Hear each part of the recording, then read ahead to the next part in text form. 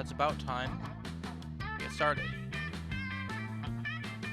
Welcome to the stream. If you are here, you are not here, you are still welcome. Oh. Well,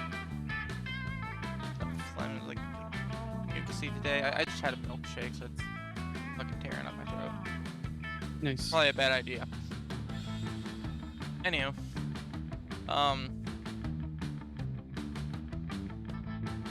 Wildcat is not here today, but we're still gonna be playing some Monster Prom. Probably going through base game and second term, depending on how long it takes, since it's just us three.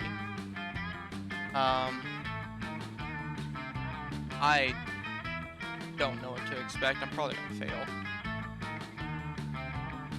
I never got the chance to go to prom when I was in high school. Did either of you? I'm Mexican. Sadly, we don't have those.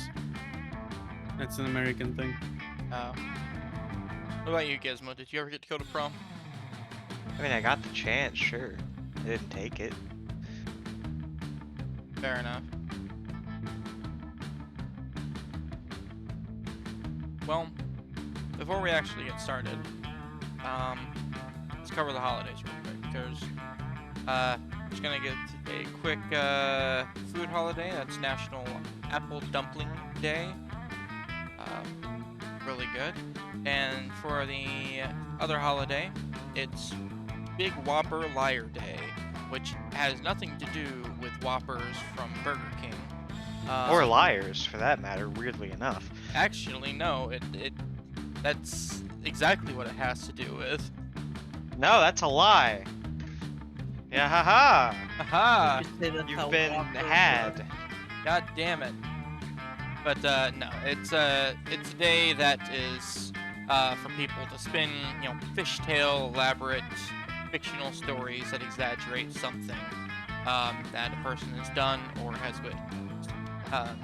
It's the classic idea of like going back and talking about how you saw a fish that was as big as your boat. You almost had him, damn it, but got away at the last second. You'll get him next time, though. Nobody's gonna fucking has actually been to every single prom that has ever been held ever since he was in high school. Not just the one at his either. He'll go across the country just crashing proms. He knows everything about them. Man, I wish my life was that interesting. But in order to relive the things that we have not done,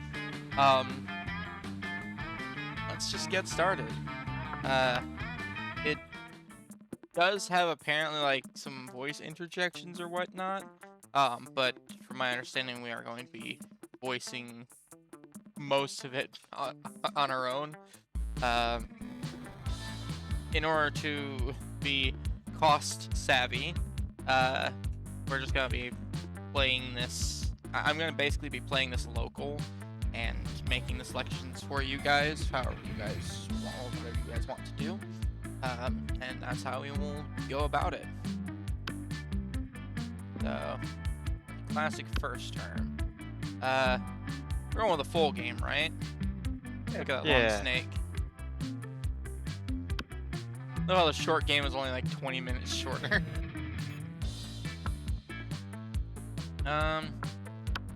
Share controller. Ah, spooky high school. The sweetest years of our lives. Back then we were young and unafraid. Well, most of us. Sometimes reckless, sometimes brilliant, sometimes just stupid, but always willing to live life to the fullest. We were on a wild journey to discover who we really were. And,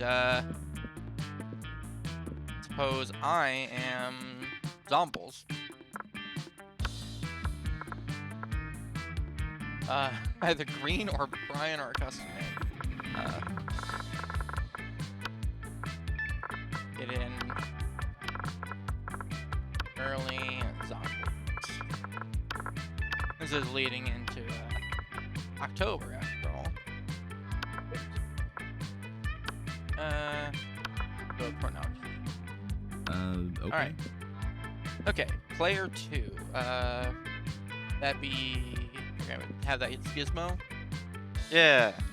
All right. You're wanting to be Void Guy, Shadow right? Lads. Shadow Yeah. Lad. All right. Apparently his actual name is Oz. Do you want to stick with Oz or put in your own name? Gizmo. Nah, it's Gizmo, obviously. All right. Some people just say Oz because you know, it's the name of the little shoulder person. Oh yeah. And as such, we are they because we are Legion. All right. Fair. All right. All right. And which these two do you want to be, Rysander? The one on the right, of course. All right. And Just go Ryzen. all right. And the nose.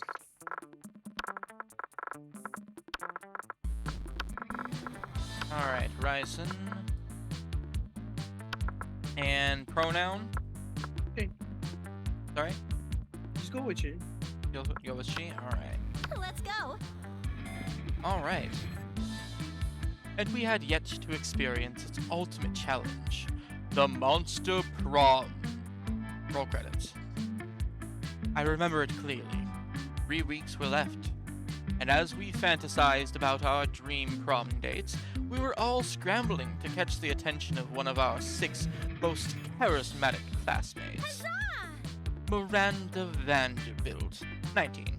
A sweet mermaid princess who was as cute as she was genocidal. Damien LeVay, 21.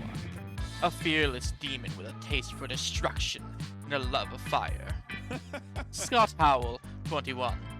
A werewolf athlete who compensated for his rather small brain with a stupidly huge heart. It's still up for debate as to whether or not it was his, but that's for another time. Liam Delayancourt, 400-something, a hipster vampire whose standoffish demeanor hid that he was truly a lovable dork. Yay! Holly Geist, 21 maybe, a ghost or a party ghost with an insatiable hunger for all the wrong things. What? And Vera Oberlin, 23, a mean, self-made gorgon with a merciless sense of business. It was clear Business. it had to be one of them, but who? We only had 3 weeks to choose our prom date, and even more daunting, we only had 3 weeks to woo them and conquer their heart. And of course, Wolfman had the biggest heart. He's the hardest to conquer. But as I already said, we were young and unafraid, and we were ready to start. Ready to start the Conqueror of Heart. Welcome to Monster Prom's stupidest pop quiz ever. All minds are rotten, but they are rotten in so many different ways. Worry no more. We're now using our PhD in bullshit to diagnose which kind of deviant sicko you are. Monster Prom's stupidest pop quiz ever, trademark, will throw a bunch of absurd questions at you and turn your answers into your character's stats. This way, each of you will start by having stats that better reflect your true selves. Let's start. Be a visionary. What will the next big social media craze be? Let's see. Arbert. From now on, a socially awkward guy named Robert will do everything he's commanded to do through the app by its users. Bullshit. Right. Bull money sign hit. Bull-ching hit. It's your regular social network, but each time someone shares news that isn't supported by real facts, they're taxed, and the money goes to the people exposed, to that bullshit. I like that. Actually, that's just genuinely good. I was gonna say, damn. Or Greek agorist. Like literal Greek agorist reinstated in our cities. Places where philosophy and arts are discussed by the greater minds. That's social media I want to log into. I'm going with bullshit. That's great. What's your choice, Gizmo? Yeah. Bullshit's mine too. It's It's He's so good. I love Robert You love Robert? Okay. just because I want to make him do weird shit. What is your soul emoji? The emoji that speaks the truth of your soul. A Caucasian guy with a turban because fuck stereotypes. Octopus emoji, best animal on earth. I know 5 mixed drinks, 3 drug cocktails, and 17 sex positions that involve one or several octopi.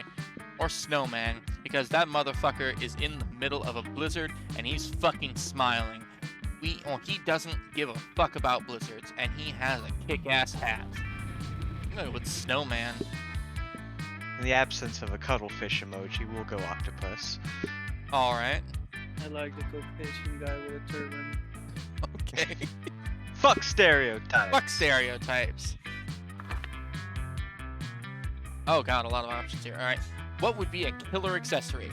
Fancy brass knuckles, sunglasses at night, a necklace with your own name, in case you forget, a fabulous purse made from the skin of your worst enemy, coolness itself, or shiny armor.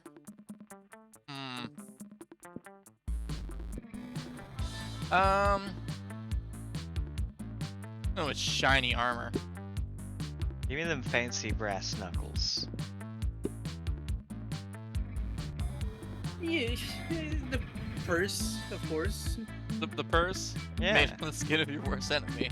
All Yeah. right. of course.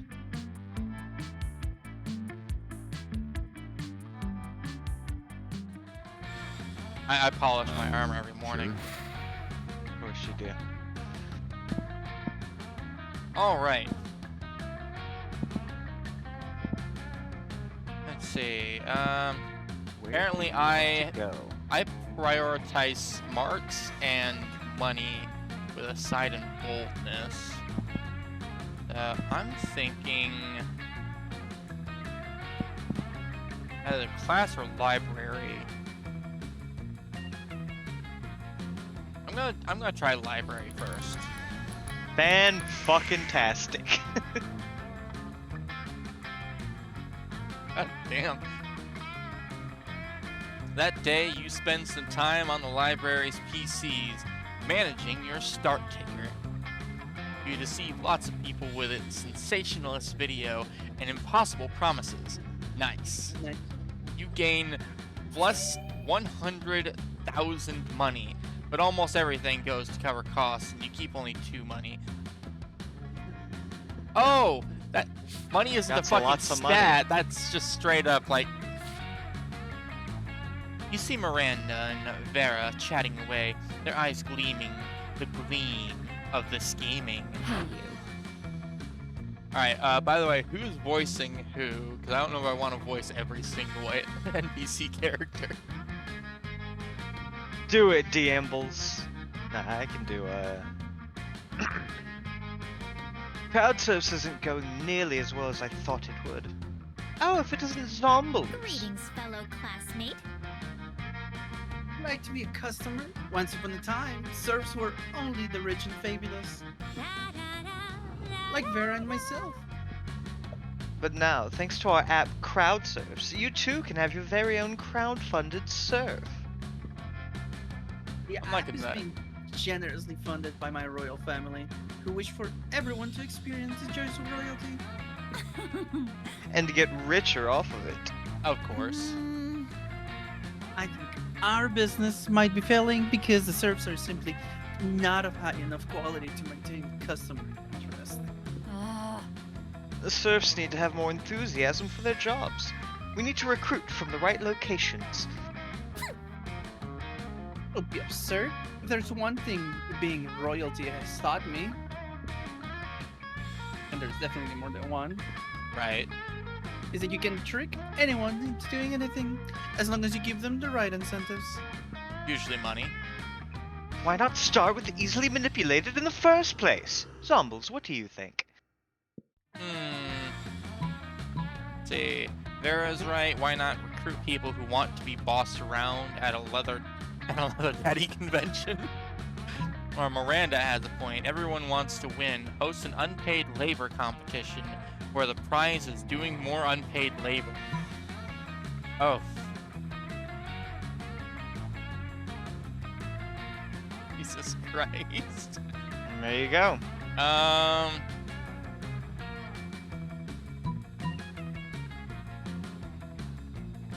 You know what? Honestly, it'd be a lot easier to boss around people that already want to be bossed around.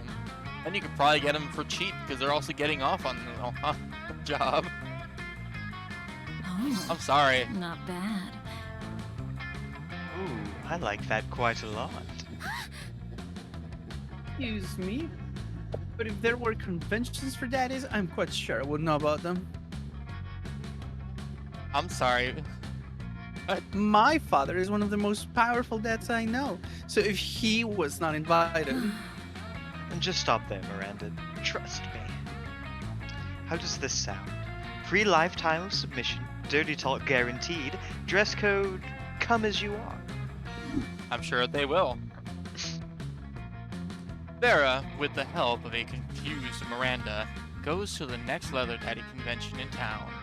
Next time you see Vera and Miranda, they seem much, much happier.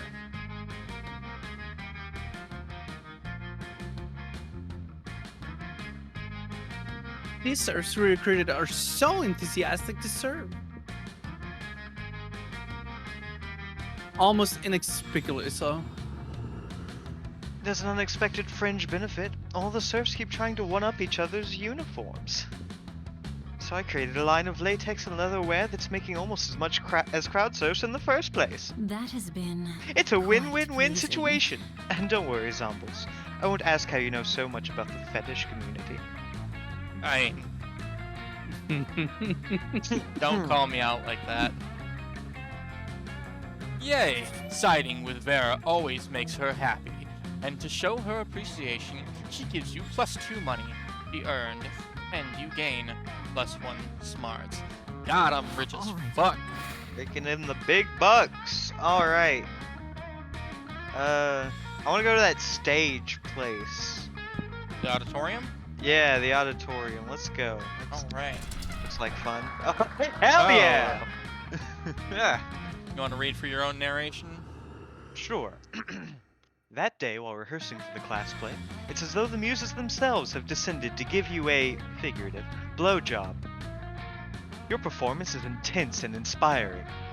It will be remembered for generations, which is pretty rad by high school play standards. Honestly, yeah. You gain +2 creativity. Oddly enough, you notice Damien and Vera having some kind of business meeting. Vera gets around. At least they're both sitting holding manila folders. You move closer to see what's up. Hey there. Now, Damien, it seems we. By the way, fucking dope ass outfits, the Right? both of yous. That's awesome. Now, Damien, it seems we both agree that William the Incubus is a piece of sentient garbage who deserves harm. True, true. I believe that together we could make William very unhappy. I've prepared an action plan for a potential merger. Have a look. Farah opens her folder to reveal intricate charts with titles like Darrison Coefficient and Maximizing Humiliation Dividends, or Derision Coefficient. I brought a folder too. Damien opens his folder. There's a piece of paper that says PUNCHING on it. I admire your simplistic approach, but I think we need a plan that utilizes both our strengths. Damien nods and turns over his piece of paper. On the other side, it says PUNCHING HARD! I love it. I love it. These two are never going to come to an agreement unless you step in and mediate, so you tell them your idea. Use this convenient list I bought that shows all his greatest fears in order of severity. While he's sleeping, replace all his organs with live possums. Well, I mean, you gotta replace his organs. You Live want to possums. replace his organs? Live possums, yeah. Of course. Oh, okay. God damn. Why didn't I think of that? I mean, I've replaced people's organs with dead possums a bunch of times, but live possums? Among Us That's hasn't. so much more fucked up. It is rather vicious. But wait. Fucking wait a second. What if I also replace the possum's organs with other live possums? You leave Damien to go down this rabbit hole, the possum hole, on his own. The important thing is that he's happy. You gain +2 boldness and +1 charm. Let's go. Where does it stop though? How many live possums do you stick into live possums before you That's either the neat can't... part. You don't. You don't stop. Oh, he's gonna be busy for a while. You give him a job for a lifetime. Hell yeah. Alright, where are you going? I wanted to go to the library, but that was taken. I guess class. Class? Alright.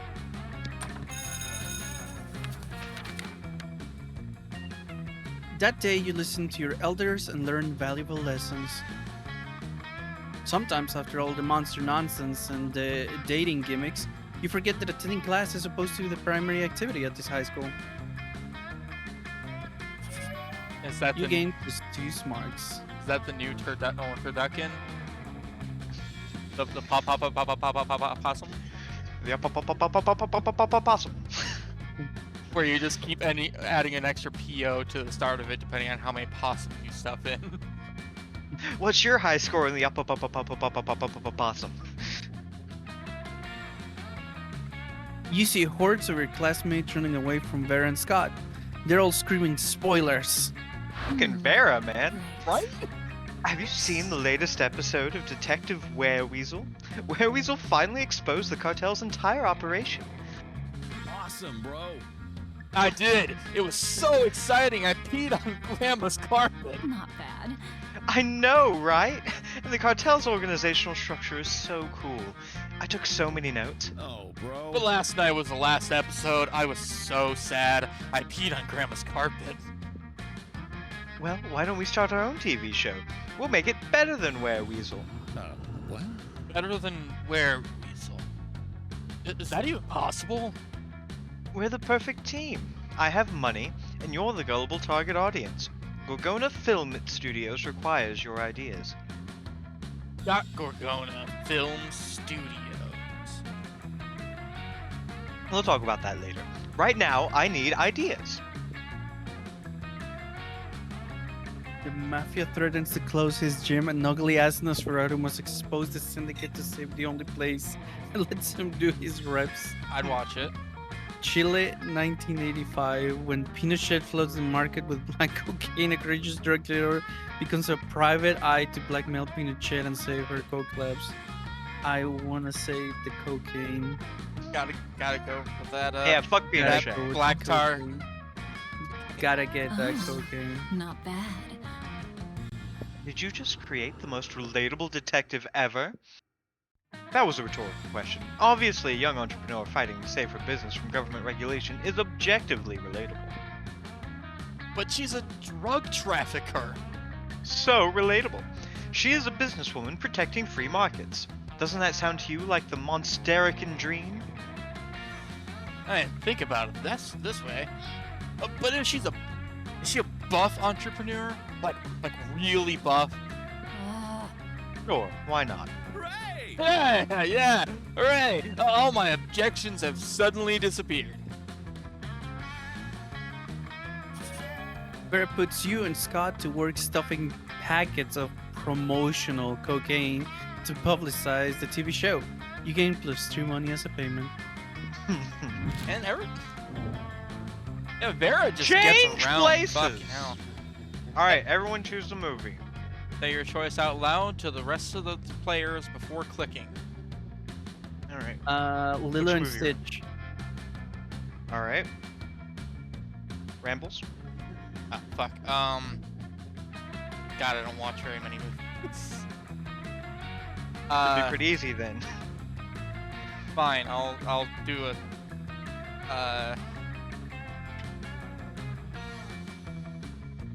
Oh no, that's not. What is it?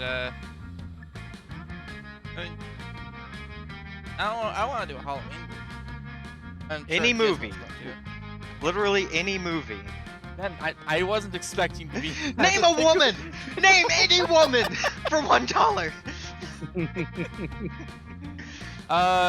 Fuck it. Probably the movie that's tied to my favorite anime. The Disappearance of Haruhi Suzumiya. There. See?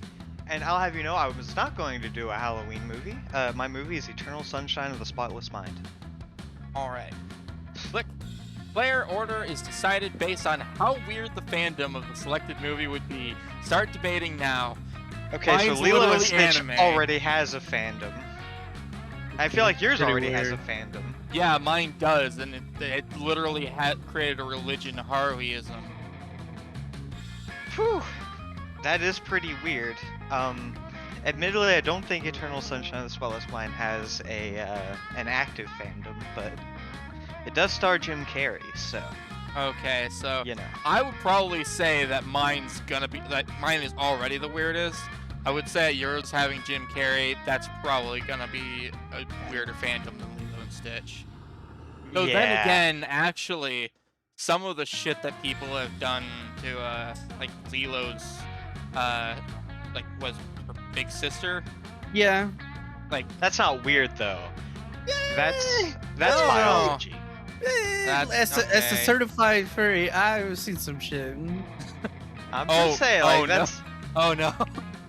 maybe I'm just desensitized from my copious amounts of time online, but that doesn't feel weird to me.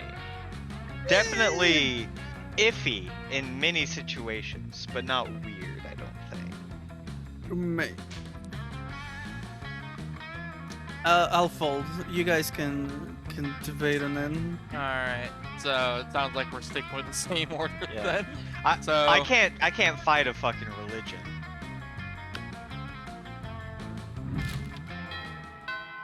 Alright, noon of week 1. I don't know why weeks have Sure. are different times of day, but I want to sit with Vera. I'm gonna date the fuck out of her. oh, I know that you want to sit with Vera. They're with the weird cat. Yeah, who the fuck is that? Also, who's that fucker up there? I don't know. There's one way to find out. I don't know. I actually kind of want to sit with Damien and Wolf Boy. I like them. You sit down to enjoy a nice, normal meal at the Spooky High Cafeteria as usual. Well, JK, something fucked up is always going on here, and today is no different. Oh, hello, Zombles. Did you want to come sit with us and our imaginary friend? No one else is here. Their imaginary friend roars and the whole cafeteria shakes. Okay, Zombles, you have some smarts. Probably going to figure this out pretty quickly. Why do we have a wild beast under our table? Why don't you take a guess? He's asking you to guess because we totally forgot our plan. Nope, we didn't. Shut up. We were going to teach it the piano or maybe the saxophone. I lost my notes. No worries, no notes needed. You know exactly what they should do with this wild beast. Wild Beast should be the new school mascot. Put him in a sports jersey and let's rock. Go team! It's obvious you brought such a beast to the kitchen to turn it into the next Monster Chef champion. So you can split the big Monster Chef cash prize. Ooh. More money. More money! What a kick-ass idea. Which was obviously ours. You're right. That was our idea. Hooray! We're geniuses! And I have just what we need here. Training montage music. Suddenly you start a training montage in which the three of you try to teach cooking to the wild beast. You suck at it since you're not big chefs yourselves, and also because it's a wild beast, and it keeps on devouring people and wreaking havoc. But it is quite an epic training montage. Afterwards, you're all sitting excited in front of a portable TV. The Monster Chef show is about to start. You're holding cute supportive signs, and you even got yourself a custom-made t-shirt of the wild beast. Whoa, this is the big day! Also, how is it that we trained the wild beast and it's now on the TV show and it's still noon and the cafeteria time hasn't even ended?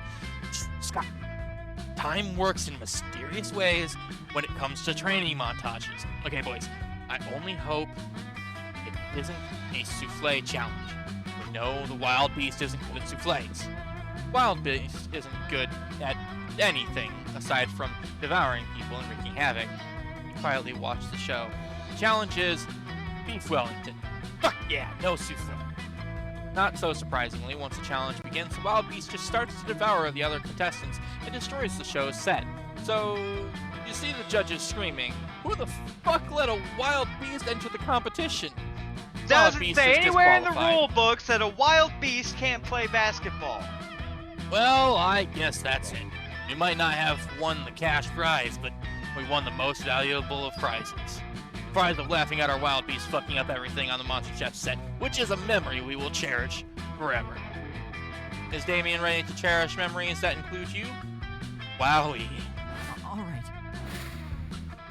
Okay, I'm gonna go check out the cat then, if nobody else will. Alright. Give me your money. Oh.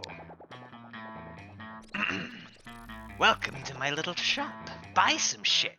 I have shit that'll boost your stats, shit that'll lead you into stupid new adventures, even some shit that might be much needed at some very specific moments, so take a look. Alright, let's see what we got. Oh, I can buy a head? Oh, a whole corpse! Yeah. Yeah, I'm selling the corpse. It's like some kind of fashion accessory. It's not as if I'm trying to dispose of it. PR agent. High school social life is so hard nowadays that hiring a PR agent is totally a thing. Let's see. Fake badass tattoo. Has flames in the skull and even a knife. I see the knife, I don't see flames or skulls. With this, you can murder your enemies, go to prison, make everyone your bitch, and then murder them too. And go to some kind of super prison? Street cred plus 9,000. The gift that keeps on giving. See, I'm wise enough to know when a gift needs giving. Yeah. It's also free. Some impractical yet kind of funny glasses. Remember when these used to be cool? Now they aren't, but they're so ridiculous they're still fun in their own twisted way. Russian novel with an insightful approach to universal matters such as love and death. Are you sure about this? You can always use online encyclopedia, TM, to get the general idea and still be able to act as if you've read it. A blanket with 2 holes. Literally just a white blanket with 2 eye holes in it. You have to be an idiot to mistake this for a ghost costume, but most of our classmates are idiots. That's true. A sexy fake Latin accent. Why? The hottest thing is being yourself, honey. But a Latin accent is a close second, to be honest. Oh, it's the 7th one in the line. Well, they had to have improved along the way. Well, I don't think all of them were Latin. I think the first one was French. The second one was English. The 7th option for sexiness is Latin. Well, yeah, no, I'm Motivational saying like they had to have Crafting your art improved. requires years of hard work, education from great mentors, and tons of raw talent.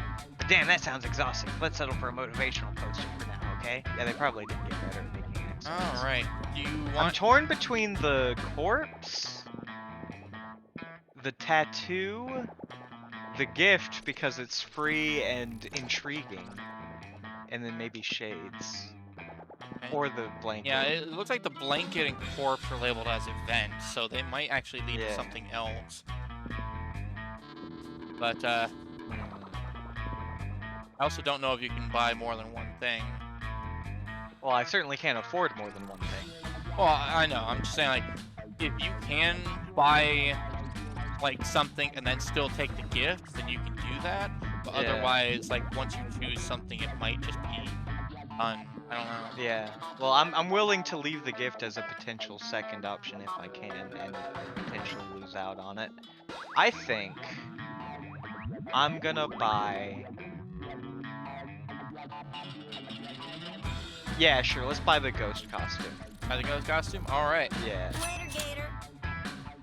Yeah, who'd want to save money for their college fund? You can spend it on weird stuff that's most likely useless. That's the spirit, champ. Alright, event go. 10. Alright. And where do you want to go? You said you want to talk with Vera? Yeah.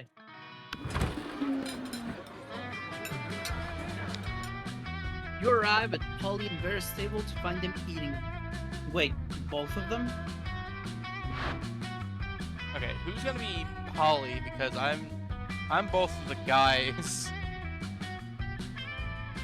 I mean, you're already Vera. Yeah, you wanna Gizmo's be Vera. Sure, I could be Polly too. Why not? I mean, Oh. yeah, I think that you're Vera, and then Rysindar is the pink person. So Melania, Blade of Miquella. yeah. Oh, yum yum! I sure do love food and eating. Look at this food go in me. Yes, this cafeteria Sloppy Joe truly has a subtle flavor profile. Finally, you notice the cause of this absurdity. A well-dressed businessman sitting at the next table watching both women intently. Oh yeah, I know you like this, baby. My eating is realistic and erotic. Be cool, Polly. The man wants to pay us for eating in front of him, not screaming about eating. You kidding me? Polly's already cool. Is this not what eating is? I forget. While Vera tries to explain eating to Polly, the businessman shyly approaches you and gives you a small bow. Much obliged, friend, he says in a soft voice. Are these two fine ladies your friends? I must confess that I have searched far and wide for a suitable candidate to fulfill my rather unusual fetishes. Being a student at a high school for monsters to eat food while I watch politely from a distance. But I find myself unable to choose which one of these two beauties to hire. This snake-headed one possesses a certain grace. Yeah, pay me, motherfucker. Pay me to do a thing I was going to do anyway. The translucent one has such passion. I don't even want the money! This is just fucking weird and I love it! In your opinion, the businessman finishes, which would be the wiser choice on my part? Definitely Polly, but like that's up to you. You know I'm gonna go for Vera. Of course you are. Look at how many mouths she's got in her head. She's got many mouths to feed, she needs the money. That's true. Yes, get her. Look at all the money. Roll in the money. The businessman strokes his chin and nods. You have a point, he says. The ghost only has the one mouth. Also, food seems to go right through her. How should stay skinny? This Gorgon, meanwhile, has countless mouths. Such value. Value is right, Pervo. 1,000 in cash up front. You pay for all my meals and you give me your pens. Holy shit, he's doing it! He's doing it! He's getting naked! Oh my god, he's taking his dick out. Vera's able to convince the businessman to pay for a fancy dinner for you and her. It's a little creepy with him watching the two of you, but you get over it. Hey, and you get to have dinner with Vera. Change places! Everybody chooses an occupation. Say your choice out loud to the rest of the players before clicking. Dolphin trainer.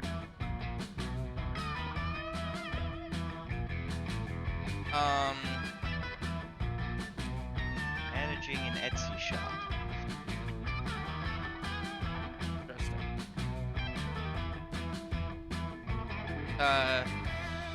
Streaming to no audience. That's a fair enough. Player order is decided based on how funny a TV show called America's Next selected occupation would be. Start debating now. So let's see, we have America's Next Dolphin Trainer, America's Next Etsy shop manager. Etsy Shop Manager, and America's Next Streamer streaming to no Oh audience. god. Okay, no, Zomble's idea would be cringe as fuck. Yeah, no, I Oh, will agree on Jesus that. Christ. I think, insofar as Etsy Shop Manager has any humor, it's all. I could actually see that show being pretty good just because you get to see people's weird Etsy shops. I don't know how funny it would be, but I would certainly watch an episode Nah, or two. I think honestly, like as funny as it would be to have, a show trying to find the next great dolphin trainer, at the very least the Etsy shop is gonna some have some weirdos. variety. You're gonna have some weird shit. They take it serious in Dolphin Trainers, but I So- think My vote is definitely for Gizmo first, and then I will definitely concede that my show would be cringe as fuck. I'll take second. all right. I can accept my defeat.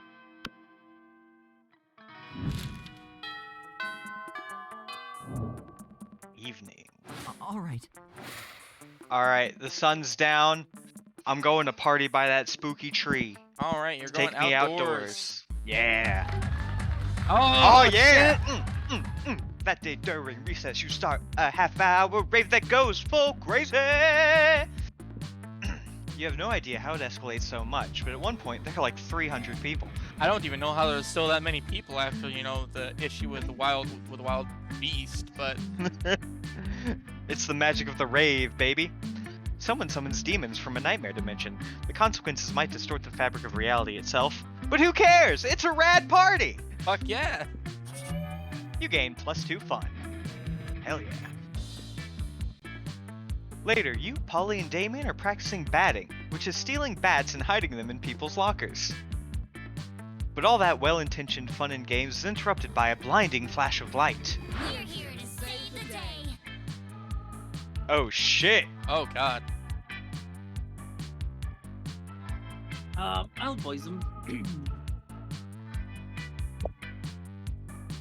There you are. Exactly the monsters we wanted to see. Well, needed, not wanted. Hey!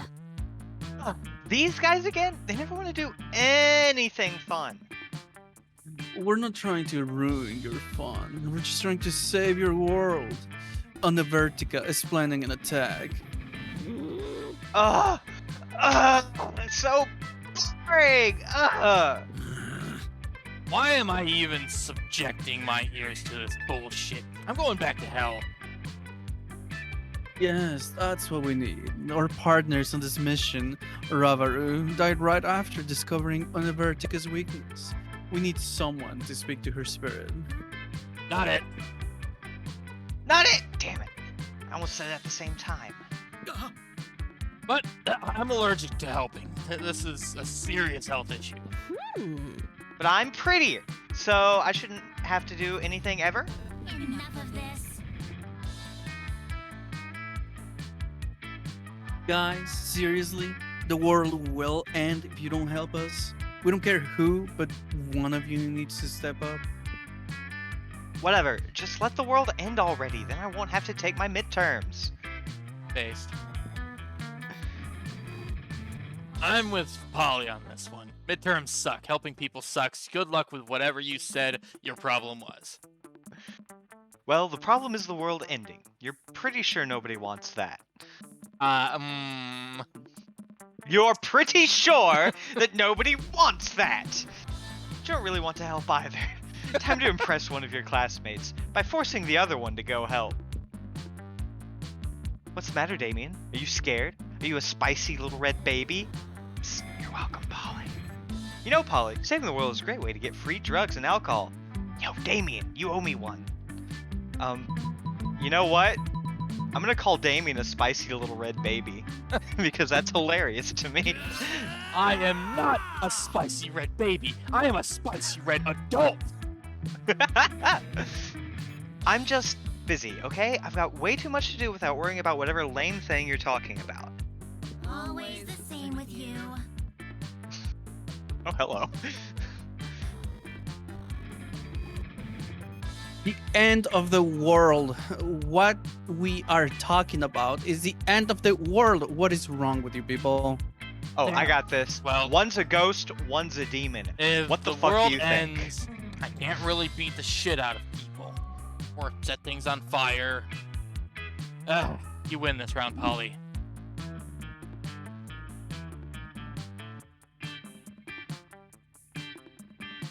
Oh, sorry. He still doesn't look super thrilled about it, but he bounces down to the underworld to search for the Coven's lost ally. After a while, he returns. Found your pal. She says, Anna Vertica, or whatever their name is allergic to penicillin. Hope that helps because it took a full 20 minutes out of my day. Penicillin, of course. We should have known. We must save Damn the right you world. should have known. Leave me alone. Thank you for this, Damien. You have saved the world. Truly, you are a hero. Do not call me that ever. Yeah, sure, whatever. Bounce off so I can get back to rating butts on this butt rating app I just downloaded. We're out.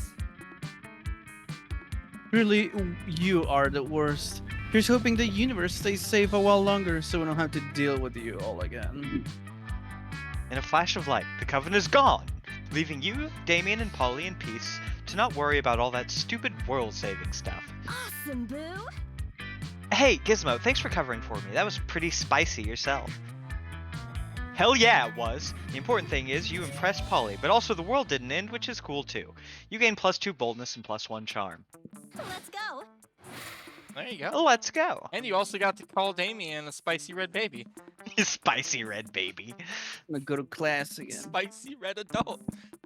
My god, taking night classes. Cat's there. Show me that money. Yeah, fair enough. Oh, I guess I'll voice. Okay. Yeah, you're Shouldn't you be bad. out there trying to romance a classmate or something? Anyway, welcome. Oh, you're Oh, too you're too poor poor for for the the peg. penguin man. You You're want also this, too you poor sick for pervert? the cocaine. There's a tampon though. Ooh, yeah, there's a tampon used by the former prom queen. You know, for good old blood rituals, or in case you're just a creep with unhealthy obsessions. I don't even dare ask how I got this. But those are the only new things. That you can afford. Yeah. I want. How much does the cocaine cost? So I can. keep Cocaine that is in 10. mind. Down. Good old cocaine. In these times of weird experimental substances with horrible side effects, cocaine has become the new vanilla of drugs. All right. I guess I won't buy shit and I'll save for the cocaine. You want to take a gift? It's free. Oh sure, yeah, I'll take the gift. No refunds. The gift that keeps on giving. Suck my jingle bells. Oh my god, you got so much charm, but your fun and boldness is down the toilet. Holy Ditchy as fuck, shit. but form over function, bitch. You are like negative fun, negative bold, but goddamn your charisma is through the roof. I am beautiful. I've been holding in a massive shit all day. That day you skip class and just hang out in the bathrooms because you respect no authority. I guess some people just want to watch the world burn. By skipping class and hanging out in the bathrooms. You give 0 shits, but you gain +2 boldness. Must have been constipated. Later, you come across Damien and Vera in the hallway. Vera is fucking everywhere, nonchalantly holding a locker shut with all their strength. Nonchalantly? Yeah. The locker has a sign on it that says, "Nothing to see here," and is screaming. Shut the hell up, you Adorable, fluffy little... Fluffy! You see, we're spending quality time with our new pet. Isn't that right, Damien? Somewhere within the locker you hear, "My parents will pay anything," before Damien kicks the door. Yeah, that's right, adorable, quiet Fluffy, who's going to stay quiet if he knows what's good for him. You know, I don't really have a great track record with pets. I had some mice for half a day, but my hair ate all of them.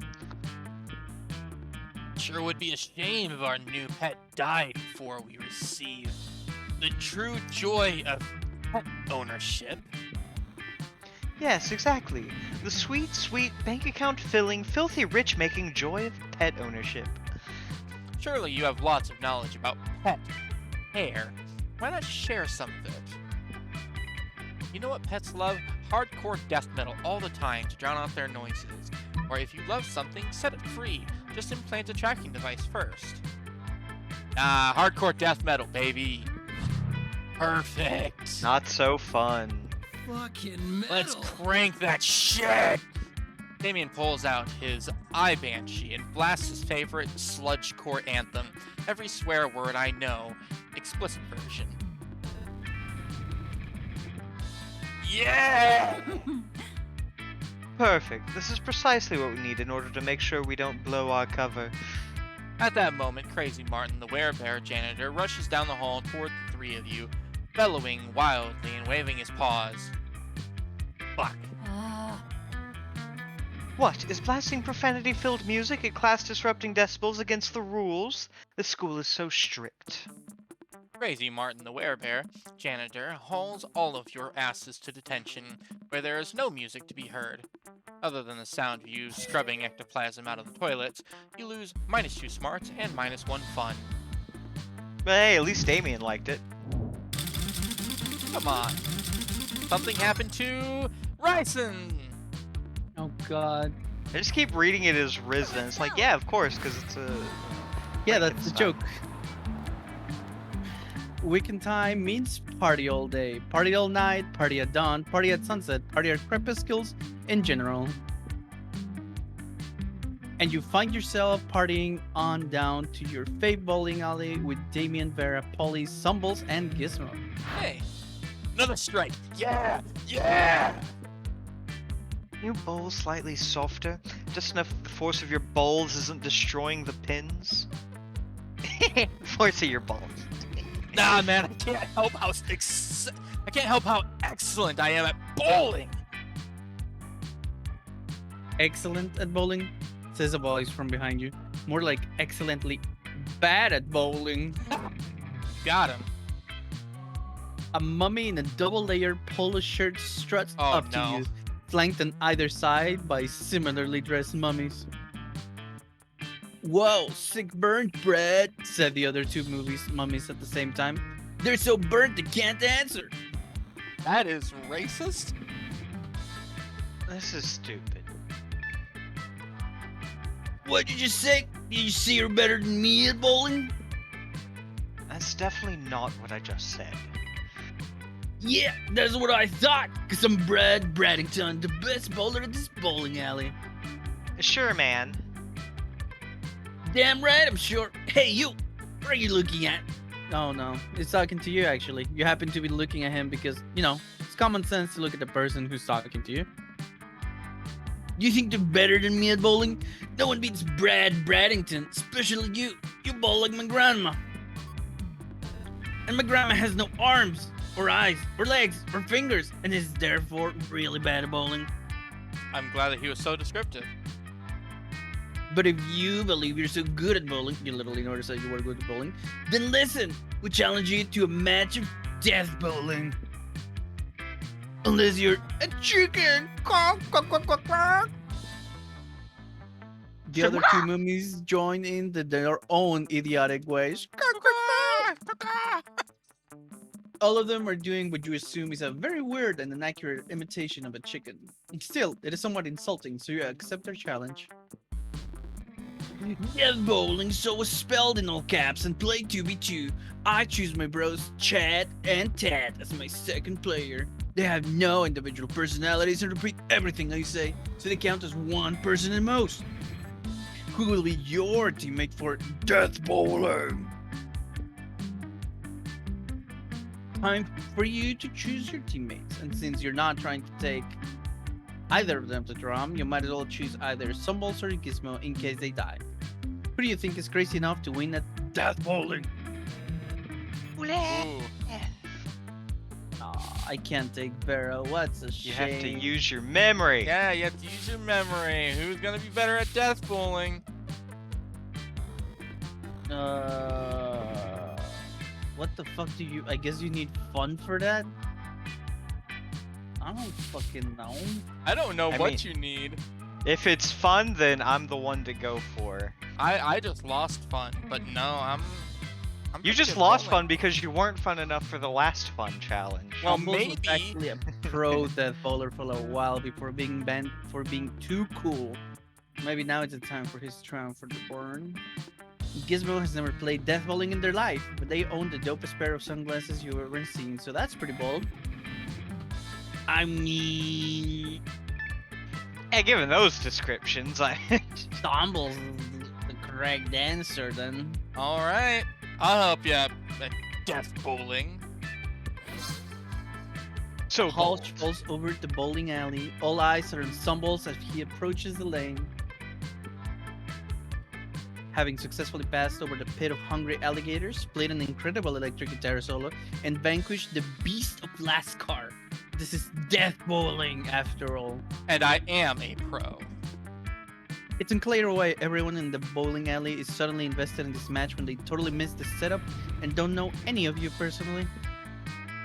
But they're all watching intently, and there's very dramatic, vaguely 80s music playing, and it's super intense.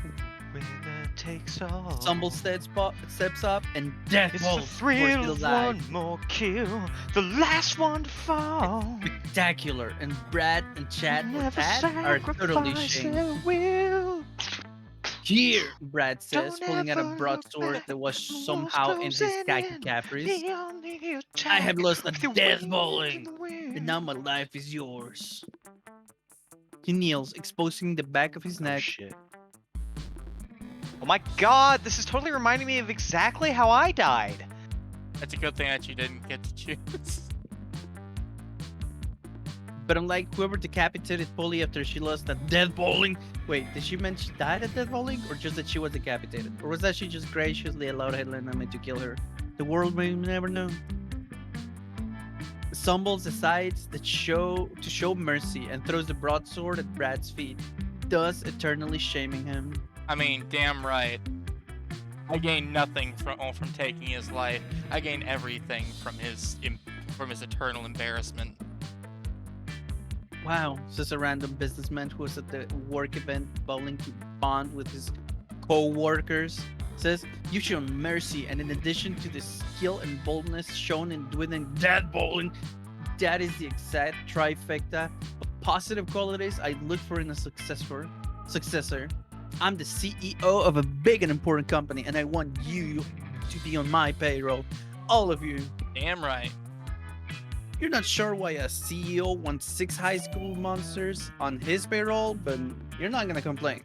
Not when the two of you now have +1 money and +2 fun, and the love and friendship of some good monsters. You all jump and high five together, and the camera freezes. It's a bit weird, but definitely super radical. How do we get down? I have classes to go to. Everybody chooses the food. Say your choice out loud to the rest of the players before clicking. Ramble's food has already been chosen for him, That's so true. it's just up to me and Ryson to pick one. That's true. Mine is apple dumplings. Popcorn shrimp. Oh. Turducken. Oh, not a hippopotamus. Player order is decided based on how unappealing a pizza would be with the chosen food as its topping. That's not right. Pizza's good with any topping. That's true, especially pineapple. Rough. I mean, apple dumpling, I think, would be the closest to pineapple, which would mean that you're going last. And it's between popcorn shrimp and a whole turducken on a pizza. I mean, at the very least, both of yours are meats, so respect where it's due. Like, I'll take last. At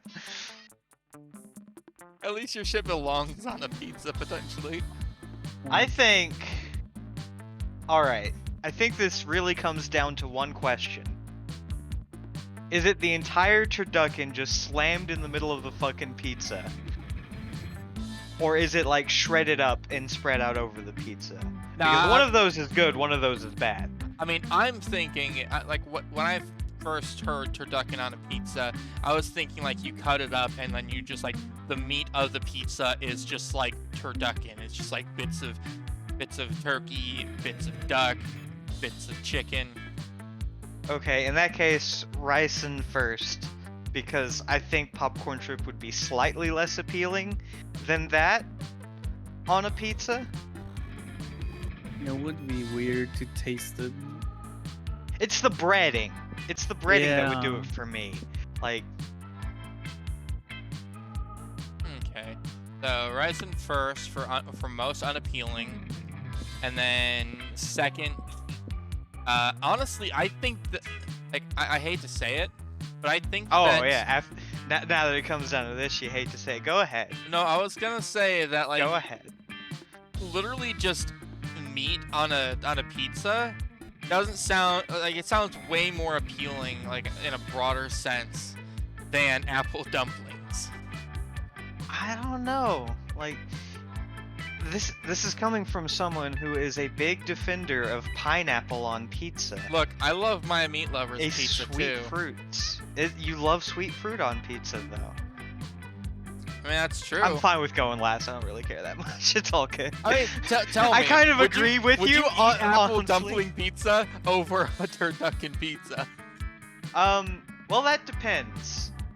Again, if the whole ass turducken is just slammed on the middle of the pizza, then yeah, in a heartbeat. But otherwise, nah, I'd probably have the turducken pizza. All right. But when is a turducken no longer a turducken? Let's go. I mean, as long as it's cooked the appropriate way. Right? All When I right. go to class again, I gotta be super smart. That day, your teacher delivers an amazing and creative performance that blows all your minds. It ends up being a sensation on YouTube. Your teacher gains +10 coolness, but who cares? He's not trying to romance your classmates. Thank God. Yeah, that's good. Wait. Or is he? We hope not. Shit.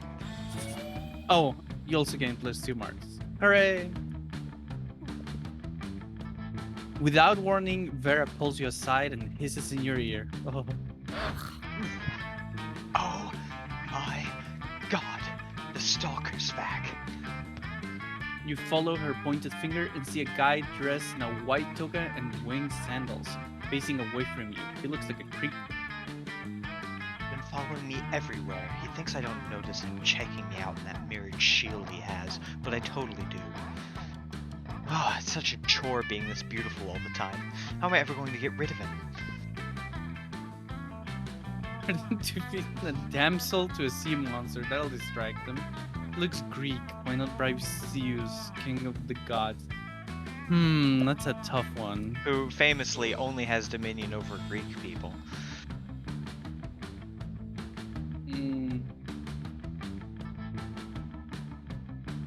I wanna say bribe Zeus because it's all about the money. All about that money. All right. So You only let's bribe go Zeus. with that. We'll do that. Oh, wealthy. You buy a bunch of wine and hookers and burn them on a golden altar to Zeus. I mean, if you're gonna bribe a god, that's the way to do it. I mean, The go cloud. hard or go home. Yeah, pretty much. The clouds glow with an earthy light. Thunder booms, a bolt of lightning crackles and strikes Vera's stalker. Ow! He screams, "Fuck you, Dad!" He was Greek. Huh. I wish you've never turned to gold dust and pissed on my mom. Badly singed, the stalker limps away, shaking his fist at the sky. I mean, at least it's thematically accurate. That has been quite Hey, that pleasing. was cool. Thanks. The ancient Greeks sure seem to have some odd ideas about how babies are made. You gain +2 fun and 1 smarts. Sure. All right, where do I want to go? I want to go to the library and buy shit. I'm the only one that Show hasn't me visited that the shop. money. Let's face it, you're probably gonna end up losing your money in some stupid way anyway. Why not spend it here first? It's just called being smart. All right. I'm going to avoid buying his cocaine, and instead I'm going to buy the corpse. Later, Gator. You know what? All profits made are donated to a good cause. Spoiler alert, the good cause is buying me a new phone. Sweet! All right. I'll just claim it's my brother or something. Alright, I gotta work on my, on our figure. So I think I gotta go to the gym. Okay, alright. Oh, look at you. That day, an epic dodgeball match takes place. Everything seems lost, but you deliver an inspirational speech that fuels your team's spirit. Alright, what's your inspirational speech? Gentlemen, ladies, ungendered abominations that defy all explanation, we are not working in a simple dodgeball match today. We are in a battle for our very lives. If I see any one of you get hit by a ball and not catch it, I will personally come to your house that night. I will go into your room. I will steal your bed. I'm not going to tell you where I put it either. Also, Oh man, you sound like my mom. I laced all of our water with steroids, so I think we got this. Leading to a spectacular comeback. He's got his special, what was it, the special drink or the special sauce? What was it in Space Jam? Also, I love that little skeleton in the background. Look at him. Right, he's He's going my for it. he's my favorite teammate. You're clearly a natural born leader. You gain +2 charm. You spot Miranda and Scott in the vicinity. It seems like the perfect opportunity to test your new blanket. You wear it as if you were a goofy ghost and approach them with a spooky boo while Miranda is explaining something to Scott. Oh shit, it's coming up. And that's why those stretchers air people are the absolute worst and also most likely tied to the disappearance of Mars Argo. What's this? A ghost? Perhaps a foreign exchange student? What are you talking about? Oh, gasp! I didn't see you there. So ghostly.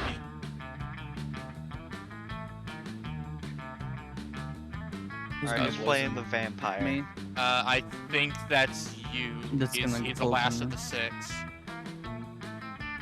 the 6. You guys are joking, right? This is clearly just Gizmo wearing a blanket with eye holes caught in it. No, I'm not! Jealousy is a powerful drug, Liam. Do not become addicted. Yeah, Liam, you don't see anyone saying, "Oh, Liam is really just Gizmo wearing a blanket with eye holes cut in it." Fucking nerd. Exactly, Liam. Even despite the many times you suspected it was so. Wait, what? What? Oh, sorry, little ghost. We were ignoring you. Ooh. That's true. Tell us, do you have any cool ghost powers? Oh yes, divulge, divulge. Basic ghost knowledge, ghost main powers, levitating stuff. Ultimate ghost prank, haunt someone into despair. Well, I mean, who wants to go basic? I'm doing the ultimate ghost prank. Fuck yeah, you got the charm and boldness for it. Let's go. So fun! And the fun for it. Yeah. Damn right, you spot a victim for your prank, the Covet. This is for fucking with me earlier. Right? Bastards. Start running in their direction while screaming your best boo today. What's this? Poor Ryzen is just voicing like everybody here. Maybe it's a minion of Queen Neheliah. Rumor says she's preparing to be the big bad of next season. Stop booing at us. It's hard enough to save the world on a daily basis. We don't need people here undermining our morale. Stop booing. Ooh. This school is unbelievable. Ah! Oh. They go running, looking for a place to recover from all the booing and undermining. Wow! The ghosts clearly haunted them, and they have fought against all kinds of evil creatures. Such a powerful ghost. So cool. They just surrounded them while wooing. I could literally do that. Yet you didn't do it, Liam. Therefore, you're not a ghost. You're just jealous. Ghost finger guns. Yes, of this very powerful ghost. Ghost, we respect your ghost powers, and we wish you the best on your ghost adventures. Ghost ventures, even. You leave, running and booing, before they realize how obvious it is that you're just you with a blanket. Today you gain +2 boldness and +1 smarts. I don't think that Scott ever realizes. No. Everybody chooses an object. Say your choice out loud to the rest of the player before clicking. Alright, I'll be right back, but before I go, Maltese Falcon. Salt shaker. A coffee cup, which I'm going to be using a little bit later. Player order is decided based on how disturbing it would be if an insane person decided to date and marry the selected object. I don't know. I specified that I'm going to be using my coffee cup later. I think that would be a little awkward if they suddenly decided to date it. A little bit. Here, let me just take a sip from your girlfriend. Sorry, wife.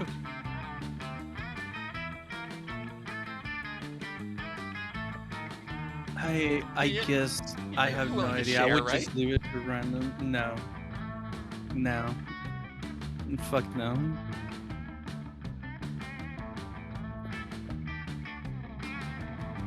Wait until Gizmo actually gets back.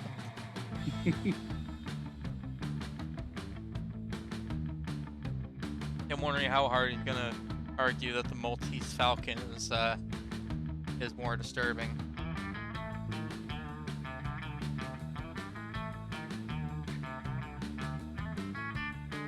Yeah, honestly. What the fuck is a Maltese Falcon? I have no idea. Alright, I'm back. Welcome back. Ah, the What were Maltese. your objects? My object was the coffee cup that I'm going to be using here shortly, and Okay. his was a salt shaker. So, of the three, including your Maltese Falcon, of course, what do you Yeah. think would be the most disturbing? If it would be, like, what do you think would be the most disturbing situation if an insane person suddenly decided to date and marry the selected object? Well, you already date and are married to your coffee cup, so... Well, you're right, but I'm also not insane, so it would be pretty. I don't know. It would be pretty disturbing if some insane person started dating my coffee cup, because then I would have to occasionally ask them if I can take a sip from their wife. Don't ever say anything like that again. Ugh. Oh, so it's disturbing then. You are already disturbed He by wins. that outcome. I mean, I was gonna throw in, like, it would be disturbing that they would have to come into your house and start living with your children while dating your coffee cup. But no, you just had to fucking go far. Like, I was already behind you, but whatever. All right. Well, in that case, I guess it's undisputed that I'm first. So who's second? Maltese Falcon or the salt shaker? I'll just be last. Salt shaker's pretty tame. I mean, so is the Maltese Falcon. I don't know, It's the like a Maltese statue? Falcon.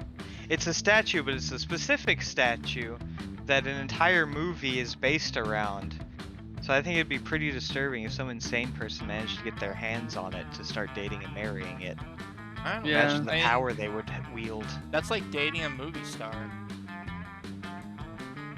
Just a famous actor. I I'll don't know. just take third. All right, I'll if let- you're I'll gonna let the statue concede. win. All right, lunchtime. Sure. I'm honestly still not sure if I want to go for Scott or Damien, because I love how dumb both of them are. You should definitely go for Scott. Scott's dumber. Yeah. Yeah.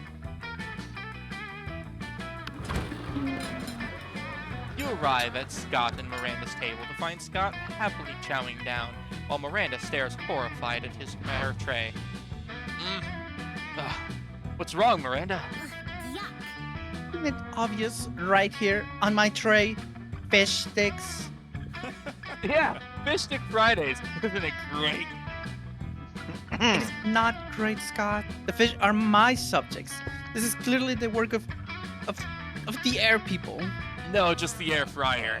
I mean, air people? Yes, do you not know of the air people? The merfolk's most hated rivals? Don't you read the news? Yeah, sure. Because I totally know how to read. What? Well, I must insist that you cease eating those fish sticks immediately. It is high treason. No. Aw, but I've been looking forward to Fish Stick Fridays since last Fish Stick Friday. Are you sure I can't eat any? He's asking Miranda while holding a fish stick really close to his mouth, but you feel like you got a better answer to settle this argument. You blurt out, "Haven't you heard, Scott? Fish sticks make you worse at sports. They contain Ball dropping all.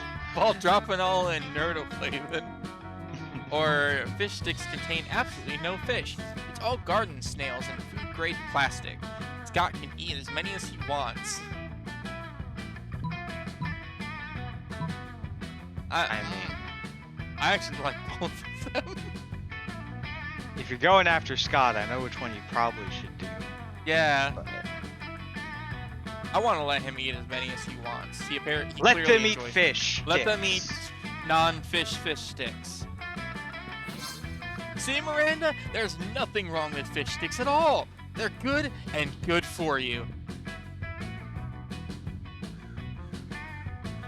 I suppose you're right. Perhaps this is not the air people plot I suspect after all. Though I am disappointed that so much plastic is being used in fish sticks rather than plastic drink rings to catch birds with. Don't forget about the snails. There's snails in it too. I will much rather forget about the snails. Thank you. Does that mean you still don't want your fish sticks? Can I have them? Can I? Very well. You may partake. I'm not sure where my eating serves have gone off to in any case. As you watch Scott chow down on his artificial fish fingers, you decide that both he and Miranda have weird relationships with food. Scott gives you a thumbs up while still munching those fish fingers. All right. Alright, I'm gonna chat with Polly and Damien. That's why you wanted me to go for Scott.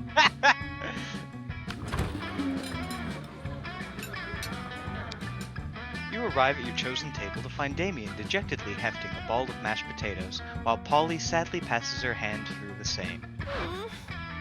Seriously, what do we have to do to get a food fight started in this cafeteria? I honestly do I not gotcha. know. I tried I throwing fucking potatoes gotcha. at people and yelling, "Food fight!" but I think that everyone is too scared of me to fight back. I can't throw any food because my stupid ghost hands. Plates, mirrors, antique furniture, sure, but not food. There's gotta be a way to provoke a food war. My dads are always telling me to be more political. We're not political. Your strength is hitting things, and my strength is being unbelievably hot all the time. Unbelievably hot. That's it. We'll set the cafeteria on fire. Wait, no, that's not the solution. That's just arson. Why do I always jump straight to arson? It's hard to watch them struggle through this by themselves, so you step in with an idea of your own. Wars are fought over scarce resources. Steal everybody's food and put it in a pile. That ought to do it. Hey, Polly, you know how the Greeks fought a whole war over Helen of Troy's face? We just need to get you kidnapped by Trojans. Let's get Polly kidnapped by Trojans. You can't get Polly kidnapped. All over lunch. I like where your head is, but I'm not super into being kidnapped and shit. What if we skip some steps with some good old flashing? Polly floats up onto the table, and in a practiced motion, whips her top off. To the victor! This is a high school cafeteria. Polly's rash action upsets the roiling cauldron of hormones, sets us on fire, and tap dances on the ruins. Soon the air is thick with sausage and gravy. Potato crisps fly everywhere like flavored shrapnel. Polly puts her shirt back on now that everyone's too busy fighting to remember what they're fighting about. Aw, but the Trojans. Right? Looks like mine really were the tits that launched 1,000 chips. The view you just got makes that pun worth it. Let's go. Bear up, bear up, bear up. All right. Since we still don't have enough money to buy cocaine. I don't. You take your seat beside arguably the two coolest monsters in all of Spooky High. Here's hoping you can keep up with them. Okay, one's wearing a bow tie and suspenders. It's in style. Yeah. Vera, are you eating manticore steaks again? Yes, and it's delicious.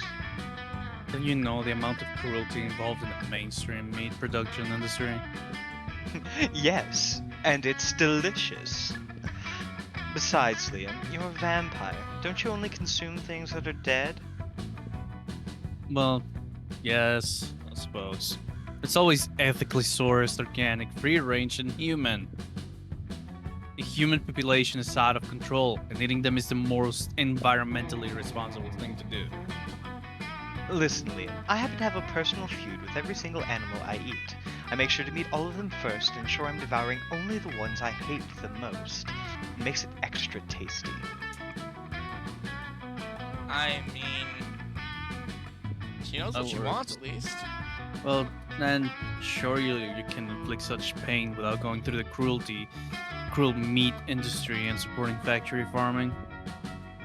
Isn't home cruelty better anyway? You may actually have a point there. If I get my hand in the pot, I can inflict even more effective and specific pain. And I bet there's a way to make money off this too. There's always a way to make money. Hang on.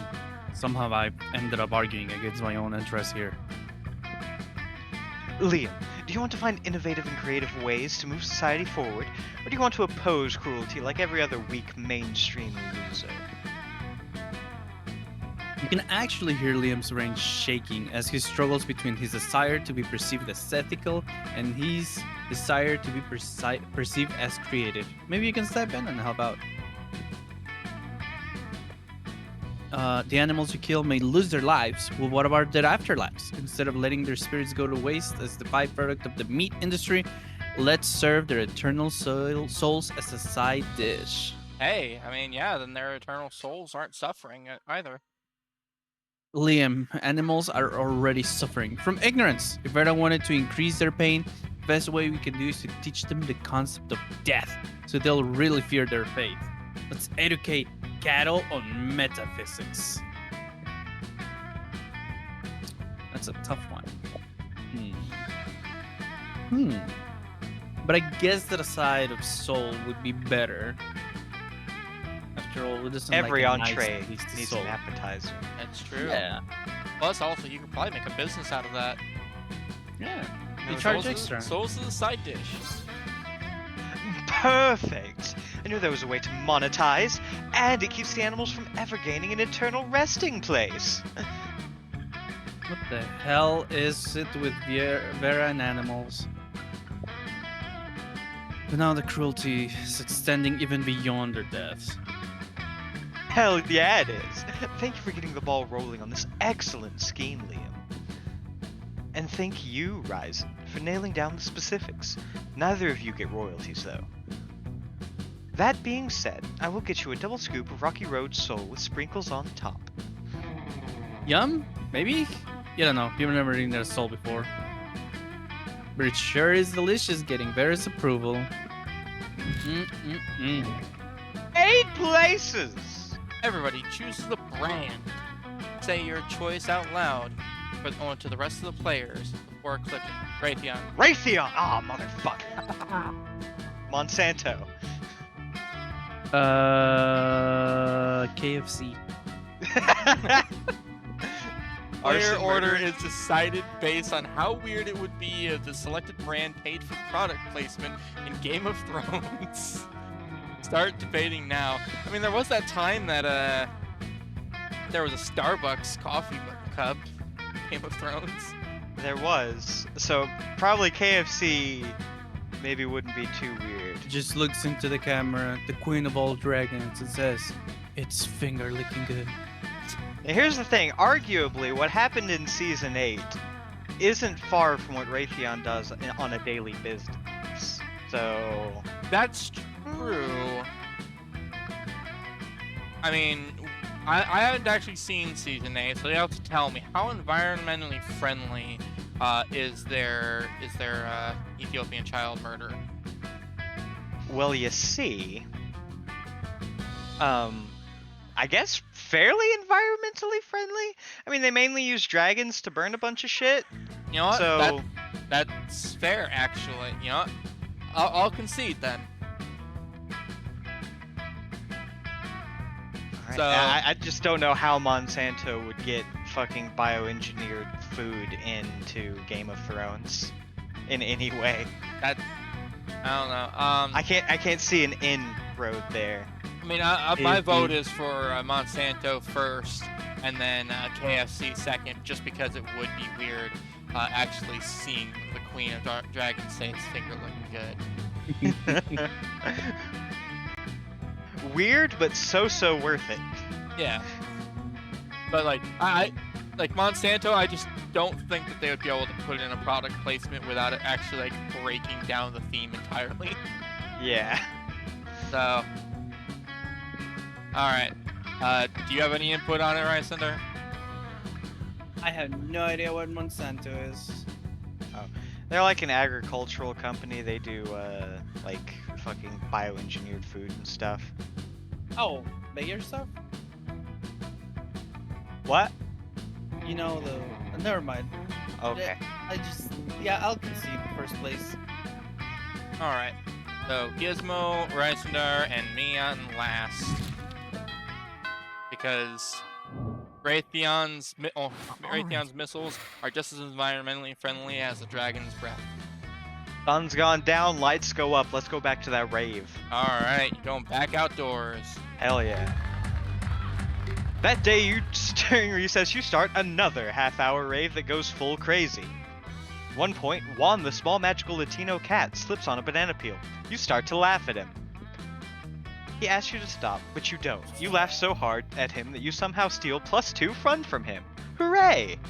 Hey, there you go. Then you realize you're feeling like going full ghost with your blanket again. Oh yes! Yeah! You're observing your surroundings when you spot Miranda and Damien. You're about to get closer when suddenly... Greetings, my loves. Oh. Greetings, beautiful high schoolers. It is I, the interdimensional prince. I'm here to rescue you from your mundane existence. Just sign these marriage papers. Not this guy again. Whoa! Gasp! An underworld specter. Yeah, that's right. This again. What again? Oh my god. Liam, Well, this hold is on. clearly Pause for a second. Liam is totally trying to ape Ryzen's style. Look at What? this bullshit. What a fucking poser. He sees Ryzen's fucking sweater once, and then immediately is like, "Oh man, I gotta have that." Okay, carry on. Sorry, I just had to call that out. What again, Liam? This is clearly a kick-ass, powerful ghost. Look at its face. So deadpan. No expression at all. Because it's not a face. It's a shape with 2 holes cut in it. Man, I wish my face had 2 holes cut in it. That would be fucking metal. No, listen, it's not a face. It's ghost friend. Help us. Save us from this interdimensional creep. Yeah, do something. Something ghostly. Moo! Throw a rock at the interdimensional prince! How much do you want to stick with your ghostliness? Hey, poltergeists throw rocks at shit! Do you wanna, Oh, what do you fuck. want to do? Oh, I'm so torn. on the one hand, I kind of want to keep the boo train going. On the other hand, I would love to hurl a rock at this pompous fuck. Oh, shit. Oh. You know what? Booing worked last time. Let's keep going. You want to keep going with the boo. All right. Let's keep booing. Boo! That's Aw, okay. damn. Yep, that was your entire plan. Sprinton, we ask for help, not for you to share your ghostly Literally the thoughts one with them. stat that I'm low on. Except for There's money, a I time guess. to boo and a time to act. I should never have expected a ghost to save us. They are not the ghost, god damn it. You're not helping either, Liam. Oh good, my cover's not blown at least. You leave the four of them to solve their own tricky, non-consensual abduction situation while you reflect on your ghost skills. Could it be that you're not a good ghost? You thought that wearing a blanket with two holes cut in it was enough. Now you lose -2 smarts and -1 creativity. They That's were low fine, I still stats got my anyways. boldness and fun. They were your fucking Well. dump stats. Low stats, my smarts was 8, which at this point is pretty low, but still. Last again, I must be smarter. Why do you need to be so smart? You need to be smart. That day, the teacher is just tired of teaching. So she recurs to the classic technique of not giving a shit and putting on some kind of historical TV show for you to watch. Yeah, it was YouTube last time. No. They said it would be good for YouTube, but it wasn't actually. Oh yeah, good point. Yeah, this time they're putting on something like Ancient Aliens. Super Size Me. Precisely. What you don't expect is that it's super effective. God bless the golden era of television. The TV show is compelling thanks to the ridiculous amount of nudity and bloodshed, but at the same time, you actually learn a lot about history. Definitely Super Size Me. You gain +2 smarts. That's all I remember from the movie. Afterwards, you discover you've been poisoned, and only Vera has the antidote. She does this all the time. It's how she invites you to hang out. Hey there. There you are. Thank you so much for coming. I'm embarking on a new criminal enterprise, and I need a consigliere. The idea is simple, yet brilliant. Think Uber, but for killing people. Call it murder. But it turns out the market is flooded with assassination apps, and blood. I need a way to get ahead of the pack, and since you're such a good advisor, I mean, if there's 2 people left on the planet, someone is gonna want somebody else dead. Yeah. Differentiate yourself by being the only service that offers free-range organic murders. Viral marketing. Literally, tailor a highly contagious virus to make people love murder. I guess viral marketing, that sounds much better. I mean, she is into poisoning, so why wouldn't she be above, like, biological warfare? Yeah. you can do that? Great! You can use my private chemical weapons laboratory. See, I told you. And so, This is working better than I ever could have imagined. The demand for murder has gone through the roof since you released that virus. Sure, the side effects include vomiting, bloody tears, male lactation, cobra feet, time dilation, rigor mortis, rectal teeth, renegade spleen, microaggression, sudden tattoos, hair trauma, liquefaction, and coughing. But it's well worth it for the profits I'm raking in. Plus, I'm making a literal killing selling people the antidote for all those side effects. Not actually an antidote, though. It's actually just heroin. Same difference. Basically, it does the same thing. It was good enough for the 60s and 70s. yeah. Did you know they used to give heroin to babies as a cup suppressant? Yeah. The real world is exactly as immoral as this video game, but whatever. You gain +2 creativity and +1 money. Sure. All right. Let's see. I'm gonna go to the gym. That day, an epic dodgeball match takes place.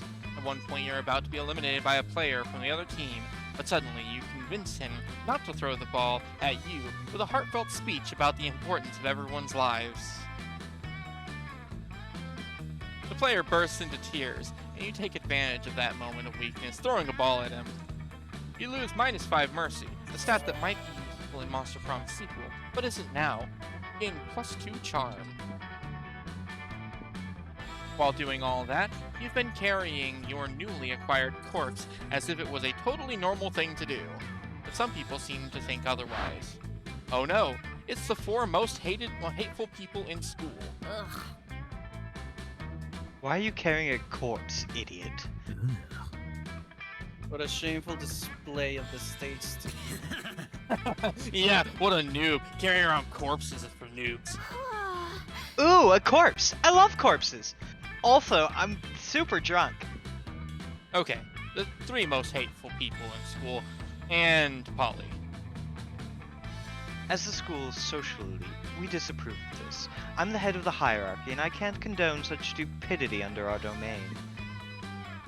The taste of the hierarchy, and I don't appreciate such puerile use of a corpse. Also, lesser known fact about corpses, they smell.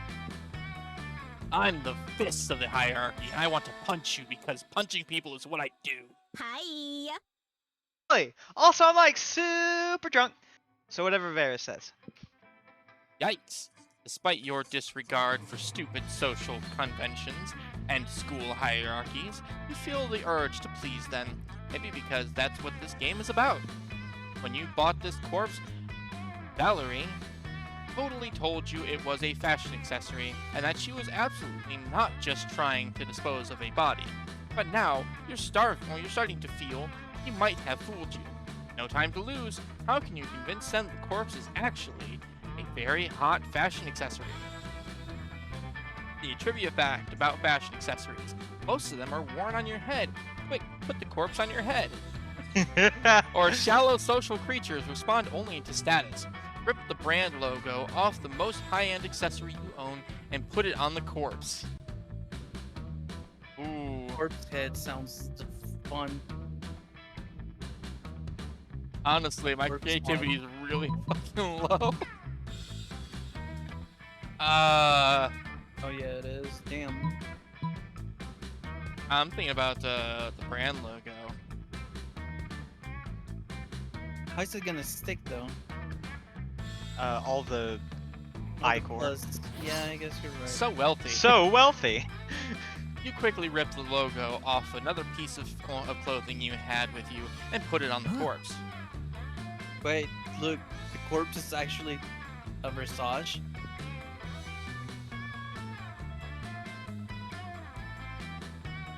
Oh, even if it's not the most chic of brands, I must admit I have a soft spot for Versace. Let's check its authenticity. Oh no, you didn't account for that. Oh, leave it to good old drunk Polly. Here, I always carry an analysis kit to check my drugs. Remember, kids, always check your drugs. Drugs don't kill you nearly as much as shitty adulteration does. Give it to me. Liam starts using the kit on your corpse. You can feel the tension. It is an authentic Versace. I need a few more weeks to determine exactly who, but for sure this corpse is related to the one and only Gianni Versace. I'm impressed. Maybe a corpse is an acceptable hot fashion accessory after all. Brad, I love high-end corpses. Super rare. Would you trade me your Versace for 5 common corpses and an uncommon one? On the one hand, killing a Versace is so 90s, but on the other hand, the 90s are coming back. Yes, I also accept this corpse as a tasteful fashion accessory. Still drunk! And so all of them signed the decree that establishes a corpse as an acceptable fashion accessory as high school social bureaucracy requires. Today is a bright day to have a corpse in your possession. You gain +2 charm and +1 smarts. Yay! Now I'm actually fashionable. Yay. And shit. Gizmo. There you are, minding your own business and espying on your classmates' way, when suddenly... Hey, Gizmo, you're sort of a loser sometimes, right? All of the time by my Ouch. calculations. What's up? Sure?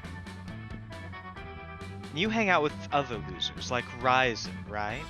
Ouch. I know Because what I am. Ryzen is a total loser, Uh, who I yeah. happen to maybe be developing feelings for. I can't explain it. She's nowhere near as attractive or wealthy or ruthless as I am, and yet I find myself so inexplicably drawn to her. I mean, you're showing up in like every single fucking scene. I think it's her eyes. It's like there's real depth there, like she's hiding some sort of secret. What do you think it is? Something wonderful? Or totally lame? The secret behind Risen's eyes is The Secret! That book has changed her life and her business sense, and her self-confidence is on point. The secret behind Risen's eyes is the secret of communism! Risen doesn't believe in ownership of material goods or individual entrepreneurship of any kind. So we're gonna go with The Secret, because I don't feel like throwing Ryzen under the bus right now. Thank you. You're That's welcome. fair. The Secret? I loved that book. Any publication that puts me in a position to once again assert my superiority over others with hard work can win me over in a heartbeat. And any monster who reads that kind of book is out to get something for themselves. In this case, possibly me. I like a monster who isn't afraid to chase down what she wants, and we know I'm not too easily won over. Maybe she has a chance with me after all. Varen Rising, Prom royalty. Has a nice ring to it. Thanks, Gizmo. No problem. Maybe they'll let you be part of the prom court, even if you're just a jester or something. You gain +3 fun. And look at stats. Great. Yeah, I got Everybody great choose- stats. Everybody chooses a celebrity. Say your choice out loud to the rest of the players before clicking. Robert De Niro. Frank Sinatra. Ryan Reynolds. Player order is decided based on how weird a video game starring the selected celebrity would be. I mean, Okay, Ryan Reynolds. so Ryan Reynolds already has one. Wait, does he? Yeah, the Yes. Deadpool games. Wait, did he actually voice Deadpool in that game? Yeah, Yeah. Wait, did he really? yeah. I thought it was somebody else. No, I'm pretty sure that was Ryan Reynolds. I mean, either way, it wouldn't be weird. I don't know. That game is pretty weird. But it exists. I appreciate what you're trying to do, but it wouldn't be that weird for Ryan Reynolds. Plus, he just starred in that fucking one video game movie, too. Oh, So yeah. I don't know. You I know, feel like Ryan Reynolds would totally do video games. And he was in Detective Pikachu as the Detective Pikachu. Like, Ryan Reynolds and video games go together like wine and cheese. Okay, alright, you know. Although, that's- having said that, I will say, He as also far as voiced Robert De characters in Niro Fortnite. goes, was that? Ryan Reynolds. Ryan Reynolds also did like voicing for Fortnite. Oh, well, there you go. Robert De Niro, while I don't think he was in any video game himself, they did almost make a GTA clone Taxi Driver video game, which is based on a character that Robert De Niro played. So I think he would be probably the next least weird. I don't know the other guy. Frank Sinatra, Fly Me to the Moon. Oh, Yeah, Frank Sinatra. right, And unless you right. want to count Fallout games, I don't think we can really call that. He was from pre-video game eras. And so- even then, he wasn't starring in the video game. Nope, he was just a singer. Yeah, so I think it goes Ryzen, then me, then Zombles. Yeah, I'll take that. All right, week 3. Let's What are go. my stats like? Great, except for boldness and kind of fun, but I want to be smarter. Take me to class. Putting all God. my eggs in a basket. That day, you learn a ton of spells that are all as cool as they are seemingly useless. A spell to renew Sticker's thickness. That is it's actually very incredibly useful. useful, right? A spell to turn chocolate and vanilla ice cream into vanilla and chocolate ice cream. That's All also about amazing. ratios. I love it. Yeah. A spell to gain +2 smarts. Can I spam that one? You have been. You actually use that last spell and you gain +2 smarts.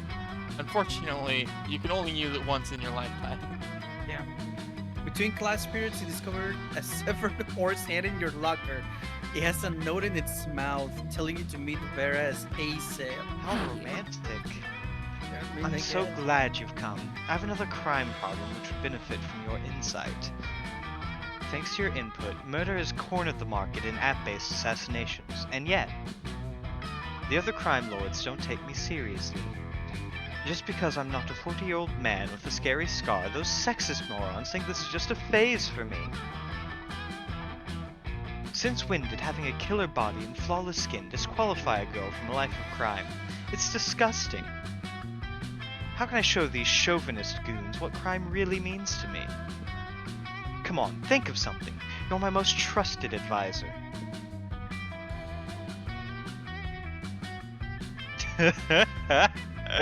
I feel like but no, this feels like horrible choices. I feel like quit crime is bold, potentially. It is bold, but at the Writing a same- song is creative, I think. Which you do have 9 creativity. It's not too bad. At the same time, like, I don't know if writing a song would help her in crime, It will in this game. but if murder suddenly, you know, stopped existing, Mm. It's just that's just neither of those sound good. Fuck it, quit crime. Oh, charm. charming. Fuck. Charm, okay. You know, if this Fuck, I advice was coming from anyone other than you, I'd ignore it. But you haven't been wrong yet. Fine, as of today, I'm quitting crime. I'll let the other bosses know. I'm sure they'll be so pleased. Few days later, you're getting a manicure with Vera when Gunboso Giannetti, arch humorist of the deranged clown assembly, bursts in whipping. Well, either he's whipping or he's got a sad face painted on his regular face. It's hard to tell with clowns. What are you doing here, Bozo? Didn't they tell you I quit crime? Gunboso makes a series of gestures, honks, and quacks. Clownish, luckily. Vera is fluent. Oh, she's fluent in clown? What the fuck? What's that you say? The world of crime is a wreck without me? Do tell. He says nobody's been able to get good poison since I retired. Everyone's money is frightfully unlaundered. Plus, half the bosses are dead because letters I sent out announcing my sabbatical were full of vicious fungal spores. there you go. Get it. Well, I had no idea you were all so miserable without me. You can tell the bosses I'm back in the game. Gunboso leaps in the air and clicks the heels of his enormous red shoes. Which is very impressive. I love you too, Bozo. We'll have a gang war to celebrate. See you on the battlefield. Gunboso runs out of the nail salon and piles into his tiny car with his 20 closest friends. Vera looks at you dumbstruck. I must say, I never thought this would work. You truly are a loyal advisor. Oh, if only you could be more than just an advisor. But you can risk sharing your true feelings. Better just take the 2 smarts and 1 money and move on. All right. Alright. I think we're getting close to the end, right? Yes, this is the You have last like week. 3 This Alright. is the last week? Yeah, it's 3 weeks. Oh, okay. Shit. In that case, I better focus really hard on my fucking raves. Let's go! Oh, I mean, that's a shop. Oh, fuck. Alright, let me take a shit then. I'll do some E in the bathroom, then I'll go to the raves. That day, you skip class, intending to spend the term in the bathrooms. But you encounter 3 wild hyenas on the way there. Who the fuck runs security here? Anyway, you subdue them with the help of a hair comb. God bless the monster scouts and all the idiotic scenarios they prepared you for. By the time you get to the bathrooms, you've totally gained +2 boldness. Ah, sweet. There you go. The perfect balance of boldness and fun. Oh, look, and it's your 2 favorite people. Oh, hell yeah. You're hanging out with two of the baddest asses you know, generally being bad and asses, when suddenly a masked villain bursts in and threatens you. I have been waiting a long time for this confrontation, he says.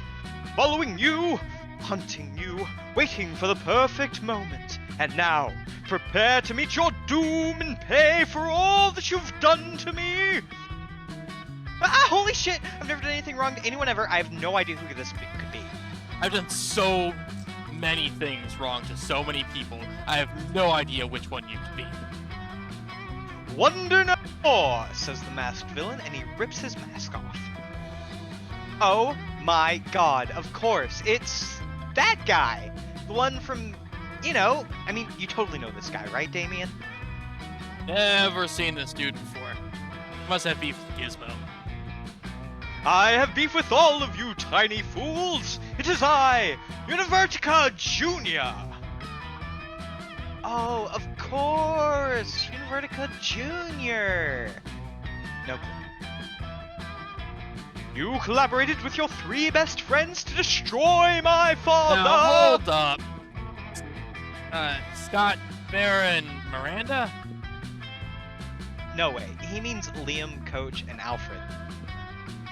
I mean Faith, Hope, and Joy! That sounds like nerd names. I have no idea who the fuck those people are. Yeah, literally never heard of them. Puny mortals! They are classmates of yours who formed a coven!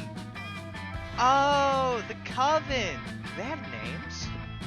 Yeah, I definitely always think of them as pretty much one entity. Oh yeah, right. That one time they made us talk to their dead friend Rabaroo to get the secret to killing some lame villain, and it turned out he was allergic to penicillin, right? What was that dude's name? Univertica! And I am Univertica Jr., and now you will pay! Seems like you've really pissed this bad guy off. Luckily, you watch fiction. You know how this shit goes down. Thinking quickly, you take this opportunity to reveal your real plan. You are only befriending the Coven to betray them! Recognize the symbol on his armor as that of your father. Gasp! You and Univertica Jr. are siblings! Oh, what a twist. What a twist. Yeah,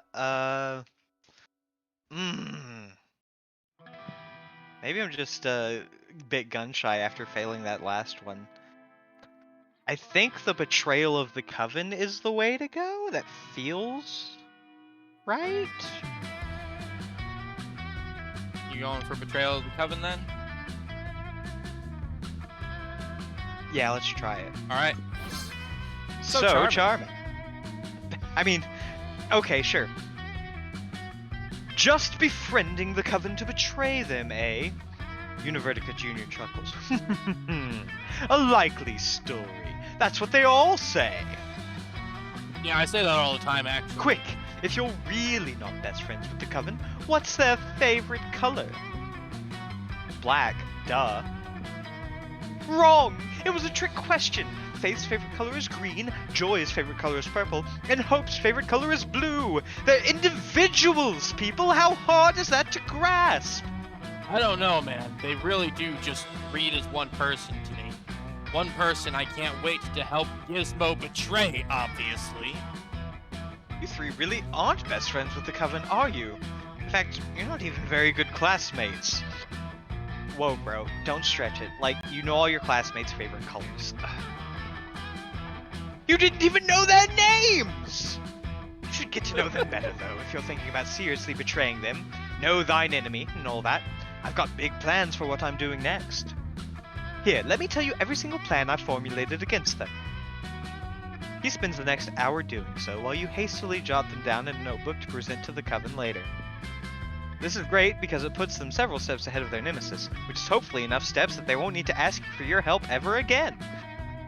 Polly and Damien are thrilled at this prospect, and you gain +2 smarts and +1 boldness. Wow. Yeah, I'm getting smart again. Fucking doubling back on the betrayal just so that they leave you the fuck alone. Hell yeah. I'm like 3 alternate universes ahead of you motherfuckers. Shit. Thinking I might want to go to the gym again. I think that has the highest chance of me seeing Scott. That day, an epic dodgeball match takes place. The match is so intense and both teams are so into it that you decide to raise the stakes by betting part of your charm against part of the other team's leader's charm. That commitment amazes your whole team and their spirit is fueled by determination. Finally, you win and take +2 charm from the other team's leader. She's now a bit less fabulous. Damn right. After your previous adventures, now corpses are an acceptable and quite hot fashion accessory. You become a well-known trendsetter and advocating for your beloved corpses. Life is now all fancy and busy. Luckily, you have your sexy secretary to help you with all your new tasks. Mr. Zombles, we have a problem. If you had assumed your sexy secretary had to be female, then shame on you. It's been leaked that Vogue's next issue will include an article titled 10 Reasons Why Wearing a Corpse as a Fashion Accessory is Not Chic and Probably Also a Crime. I've done some research and found the journalist. It's a bro called Fyodor Fedora. What should we do, boss? As Vogue rules dictate, the only way to seduce a Vogue journalist is by out-journalizing them in a journalism duel to the death. Or sometimes people need a little push in the right direction. Kill his family and send him their severed heads as a warning. Oh god. I mean, if we're trying to make corpses fashionable, we need to give them some corpses. I mean, am I wrong? I don't know.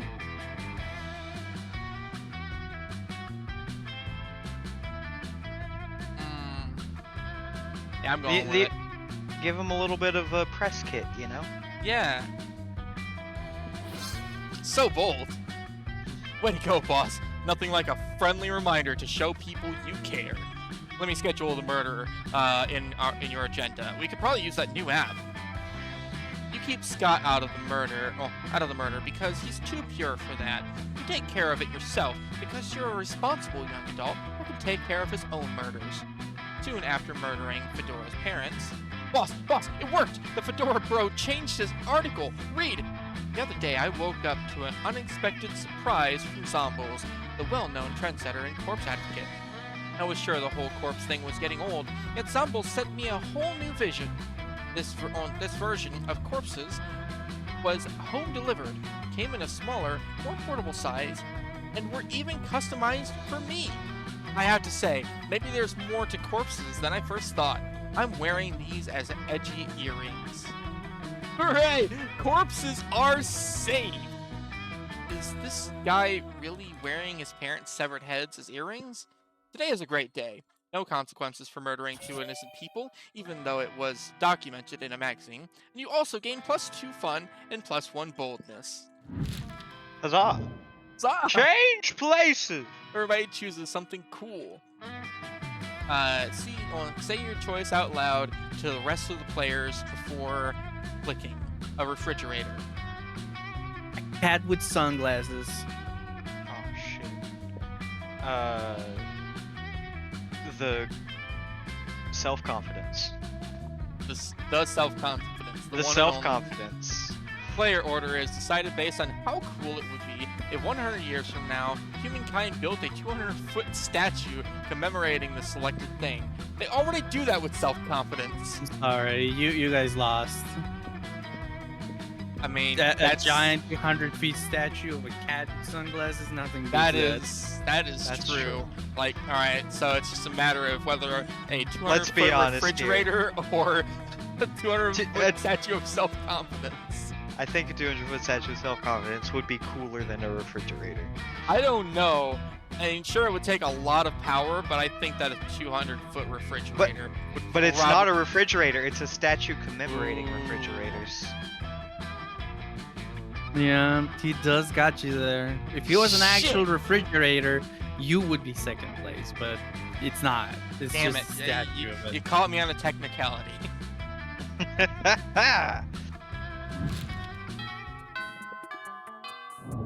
All right, last chance, lunchtime. Let's go. Last chance. I mean, I guess, yeah. Do I want to? You can finally buy that cocaine. What am I gonna use the cocaine on though? It's The already the prom! fucking end of You're gonna this. bring it to fucking prom. Okay, send me to the store, whatever. Your money. You can look at my stuff. Let's see what. Before you buy, let's see if there's new shit. There is not. There's not new shit. In fact, feels like there's less. Oh, I guess we have been buying stuff. I was gonna say. Wait, buy the tampon. You want the tampon instead? Yeah, buy the tampon. Okay. Oh, it's only $1. It's only $1. Yeah, Also- buy the tampon. Was it always in a hazard bag? Yeah. Yeah, it was. Oh, okay. I must have missed that. All right, so one tampon for $1. Enter an achievement. Wow. Nothing better than the Thanks. smell of money. Alright, you know where to send me. Yep, right here. Yeah. Nobody ever wants to talk to this fucker. You can if you want. Strange, you could have warned Polly and Damien were at this table when you picked it. Noob.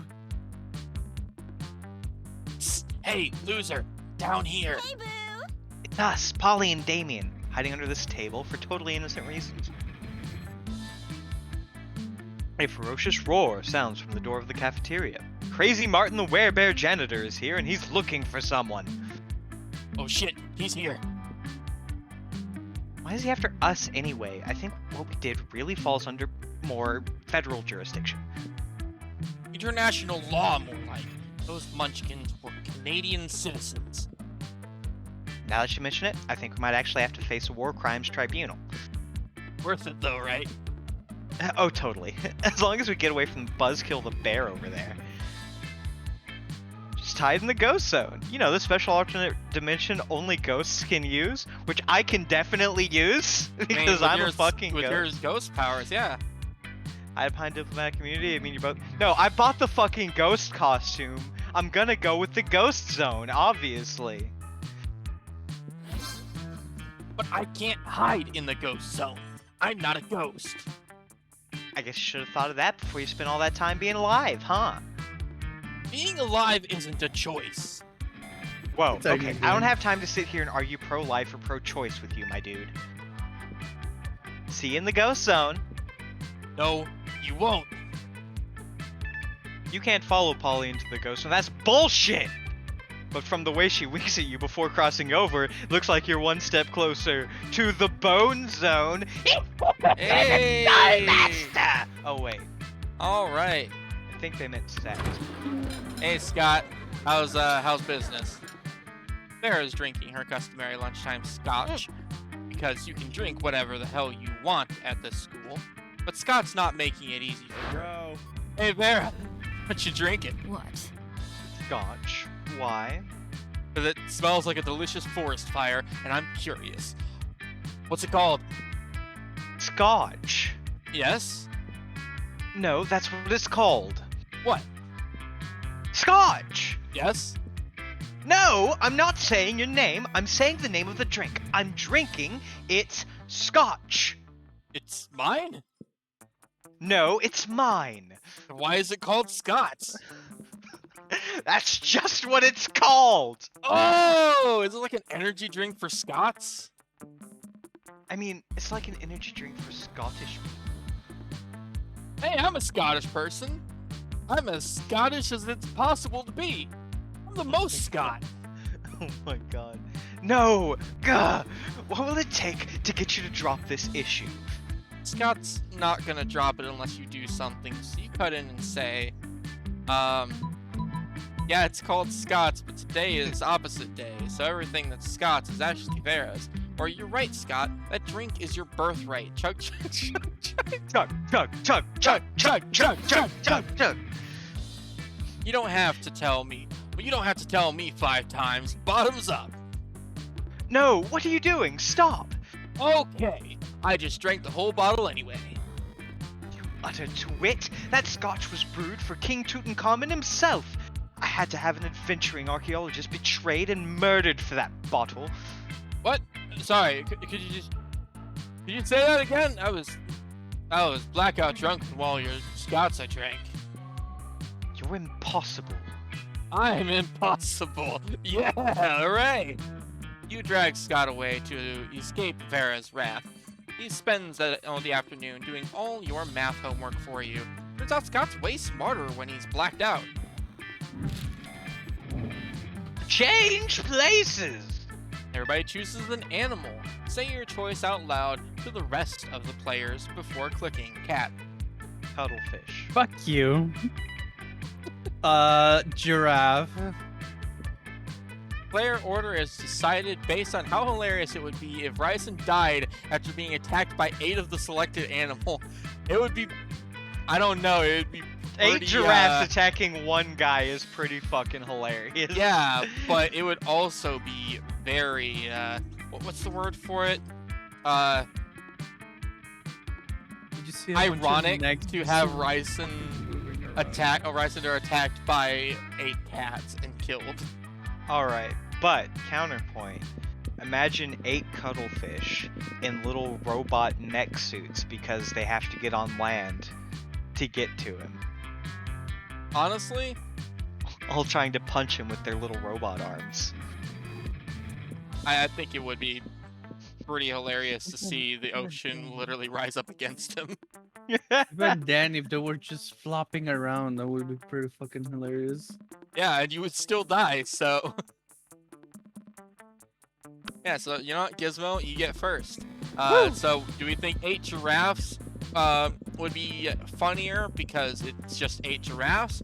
Or would it be funnier because of the irony of 8 cats killing Rysandor? I'll go with pets. It is more ironic. There we Alright. go. We are a highbrow comedy crew here. We appreciate the finer marks of irony. Hell in yeah. Robot Cuttlefish. Alright. Oh good, Last the thing shop's out of the before rave. prom. Take me to the rave! Of course you want to go to the rave. Yeah, I start another half-hour rave. Of The course I third do. one. A third one. Full crazy every time. Every single time. Everything is fine until Juan, the small magical Latino cat, asks what you think you're doing. Didn't you steal his fun last time? Yeah, I did. Damn, you didn't remember you suck at dancing. But you decide to go all in and pretend it's a new dance move. Apparently it's called the Groovy Musaka. Juan looks at you and... he asks you to teach him the Groovy Musaka. In no time, half the party is following your steps, enjoying the Groovy Musaka all together. Aha, I see that you brought extra fun to Osaka. distribute around. Damn straight. It's a party to remember. You gain +2 fun and a cool story to tell your grandkids someday. See, I wasn't stealing his fun, I was redistributing it. Fucking Juan the wizard cat is, he's just got so much fun, you had to redistribute it. Exactly. You could start something productive. Or you could put on your blanket and get up to some good old ghost shenanigans. Again! Yes! You're looking for someone, but you run into the person that might finally see through your ghostly deception, apart from the boring Liam. Oh, here it comes. Hiya! Wait. What's this? Another ghost? No, I can't believe this. Finally, somebody else notices. This is clearly just Gizmo wearing a... I can't believe it because it's just too cool to be true! Come on. It's not cool, not true. Come on, Liam, stop being such a killjoy. Oh, shh, Liam, I can't hear our cool new ghost friend over all your jealousy. So tell me, how did you die? We have to share so much ghost gossip, or gossip as I like to call it. Good question. Time to improve a lie. Maybe mean improvise there? With another bigger, improve a lie with another bigger lie. Yeah, I mean, after should've all, kept it reading. is Big Whopper Liar Day. Damn straight! I was offered as a sacrifice to the god of party!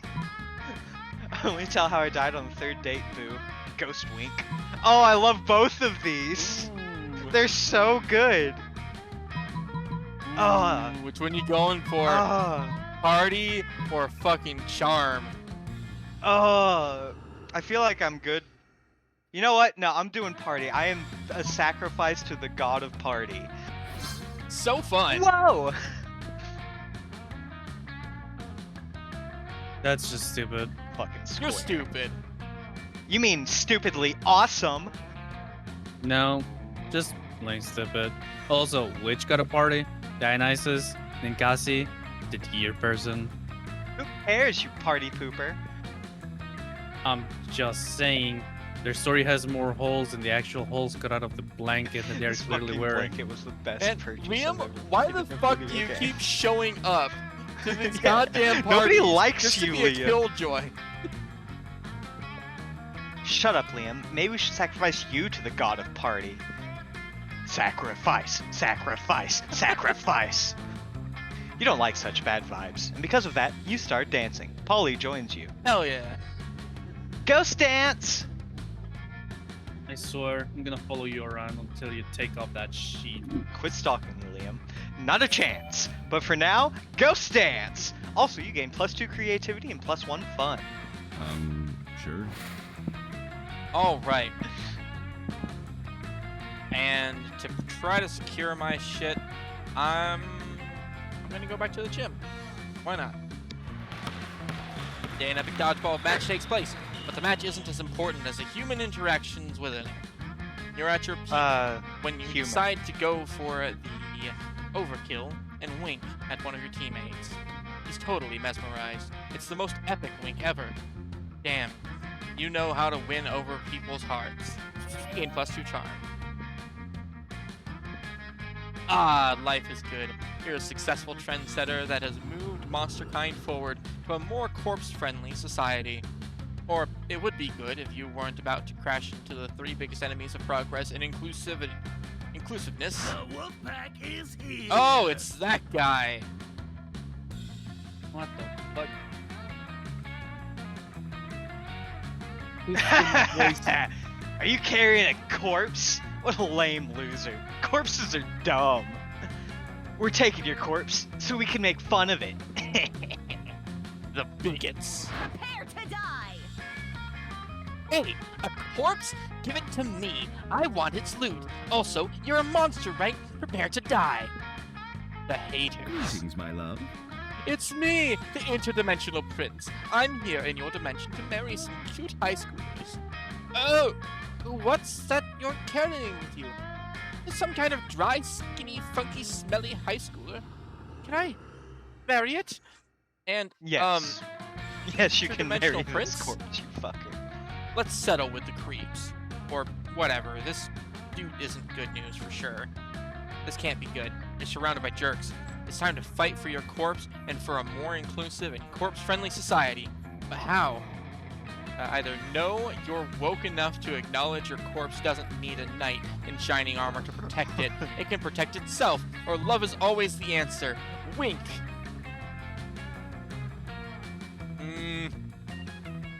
I mean, I did just have the most epic wink in the history of winks. In the history of wings. So, I mean, what if you peaked and you can't do it again? Oh shit.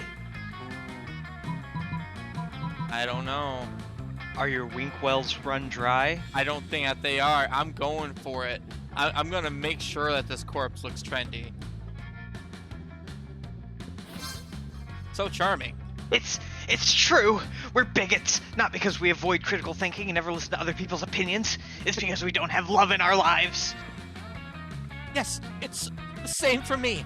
I prey on monsters not because I have a very narrow-minded and unhealthy way to cope with the disappearance of my brother or my dark and scarred backstory. It's because I don't have love in my life either. And I actually never said anything about this corpse. I'm quite excited about the possibility of marrying it. I'm all in for love, especially my love for fooling people into marriage without proper consent, which is the purest kind of love. Now that you think about it, understanding and managing these people's deep issues might be more complex than just recurring to love. But who cares? You just wanted to save your corpse, so love will suffice for now. Problem is, who exactly would want to date these people? Luckily, you always carry some extra corpses with you. who will never be offended by constant bigotry and sexism. Corpse, who won't mind dating someone with intense anger issues and a thirst for blood. A corpse, who would be okay with being fooled into marriage even without proper consent. A corpse. And so you give corpses to all of them. You can feel the weight of how wrong all this is, but meh. And then the whole gymnasium clapped. At least they'll leave you alone until they grow tired of their corpses, which probably won't be ideal love partners. You're again alone with your corpse. You ask yourself, is it really that bad dating a corpse? Spoiler alert, it is. Hey, I resent that. But you're starting to form a really nice bond with your corpse. You feel you have a very special connection. Is this what some might call love? Or is it just This is you what happens when hallucinating you give a fucking zombie a corpse. due to continuous inhalation of the many unhealthy fumes the corpse is releasing as it slowly decomposes? Hard to tell. Only sure thing is that you gain +2 fun and +1 charm. The greatest twist would be if you get to take the corpse to prom. Of course Go I'm to the taking it to library. prom. You wanna go You know where? what I mean. Library. Library. That day, you spent some time on the library's PCs, sending malicious spam emails in the hopes of stealing other people's money. It doesn't sound very nice, but who's really one to blame if they respond to such a blatant scam? You lose -10 in karma, which isn't a stat in this game, so who cares? And you gain +2 money.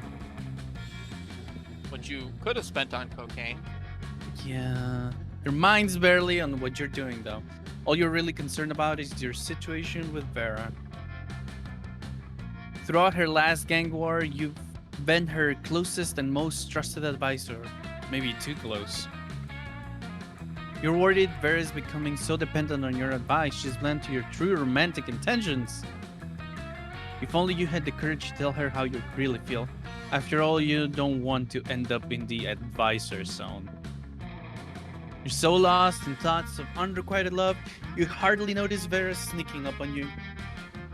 Maybe that's also because of the invisibility claw you help her pick out. Hi. There you are. I was just going to pick you up. We've got a date tonight. A date? Then perhaps your affections aren't unrequited.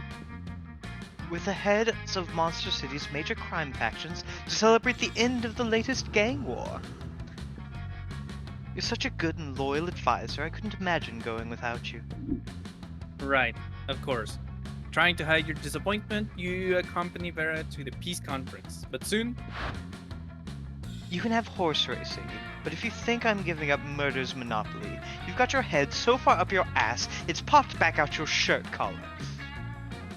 Larry, the actual crocodile, snaps his fangs. Larry, the actual crocodile. Gunboso Gianetti of the Deranged Clown Assembly honks in disapproval, and Timmy the Knife Baby chews his rattle menacingly. Alright, you scumbag, settle down. But it's too late. Larry the Croc unveils Larry a the wicked Cock? machine gun. Don't worry about it.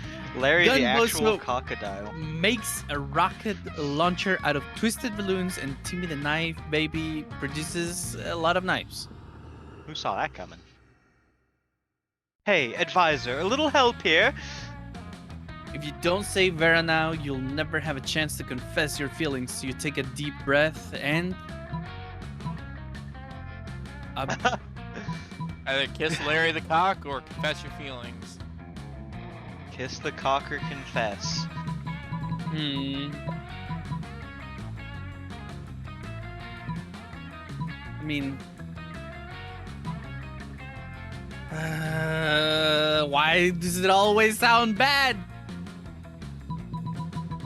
I think how you much need to follow time? your heart and be true to Choose. yourself. I have 20 charm. I'm pretty sure I can just confess my feelings and just make it through Are this. you gonna do it Yeah, then? you'll go Yeah, back to confess your back, feelings. guns akimbo. So let's go. charming. Hey, True to be yourself! Literally the advice I Yeah. gave. With no thought of the danger you're in, you turn to Vera and bare your soul. You confess that you've been advising her this whole time, not out of love of crime, but out of love for her. Only marginally interested in crime. I don't know what to say. Partially because I'm in the middle of a very tense standoff. But the tense standoff suddenly becomes tender as the underlings to the other crime lords follow your example. Later, the Croc's salamander sidekick admits to years of repressed longing. Gunboss's chauffeur climbs out of his tiny car and begs his boss to give their love a chance. And Gunboss's second chauffeur does the same, and so does the third, and so on. Timmy, the knife baby's wet nurse, confesses a fatal attraction to her little lord. Gunboss's various chauffeurs jealously fight over for his love, killing each other in the process. Timmy the knife baby's a baby, and so his wet nurse is arrested for being a pervert. Larry the Croc, being an actual crocodile, marries his salamander sidekick and lives happily ever after. See, the All good of that ending. for them. At least until Vera mows everyone down with a Tommy gun. Well, there's the last obstacle to my complete dominion taken care of. Thanks for the distraction. You know, all this time I thought you weren't attracted to me. I thought your interest was purely professional. But it turns out that your love was even more useful to me than your professional interest. I'll take it! While simultaneously taking control of the city's entire criminal underworld. It looks like love really does conquer all. Vera's most trusted advisor and love interest. You gain +2 smarts and 1 money. Hey. Man, that sweater really pulled. The monster through for prom me. draws near. Alright, who are you going for? I think I'm gonna ask Polly. I'm gonna take my ghost Alright, costume to You're you're prom. asking Polly. Ask Yeah. Polly to prom? Yes. I'm, of course, asking Scott. I don't want to ask your corpse. That wasn't an option. You really were Fair. just a corpse carrying a corpse. I think, well, I don't want you to risk it, but I think potentially if you said none of them, it might have taken your corpse, but I don't want you to risk it. Fair. You want Miranda? Fair. you No, want he wants Liam. Liam. No! Vera. All right. Sure. You finally pluck up your courage and ask your beloved to go to the monster prom with you. He is, of course, your sexy, sexy secretary, after all. Huh? Prom? I don't know. You're nice and all, but I have a great sense of smell. And somehow this smells like a bad idea. Oh no! So I should pass, bro. Sorry. You knew you should have taken a shower before asking Scott. Bro. What a loser. After that, you were forced to abandon your home and join the underground society of sad people who couldn't get a date for Monster Prom. Oh Which fuck. is a fancy way of saying you had to live the rest of your life in the fucking sewers. Gross. Oh god. Oh no. Hey, look at you. It's my favorite ghost other than myself. Prom? Sure, we can go and do lots of ghost things. Dancing, getting drunk as fuck, having sex. Does she have the remotest idea of what things are exclusive to ghosts? Ghost date! Yes! Prom night is the best ghost date ever! Nice. Of course, you failed to see what the difference is between a ghost date and a regular date. That's beside the point here. You score with Polly, and all it took was wearing a stupid blanket with 2 cold holes cut in it. Let's go. God damn it. Prom. You know what, my dear advisor? I think lately I'm focusing too much on all our crime adventures. It's nice to be rich and feared, but what's the point if I don't get to enjoy life from time to time? So I have the feeling prom night could be a great way to unwind. What do you advise me to do? And then she winks at you. That's so rare. They wouldn't even have art of her doing it. Also because she has an eye cold. In the end, you and Vera have a lovely evening together, That will teach them. followed by lots of thrilling crime adventures. Oh hell yeah, look at that!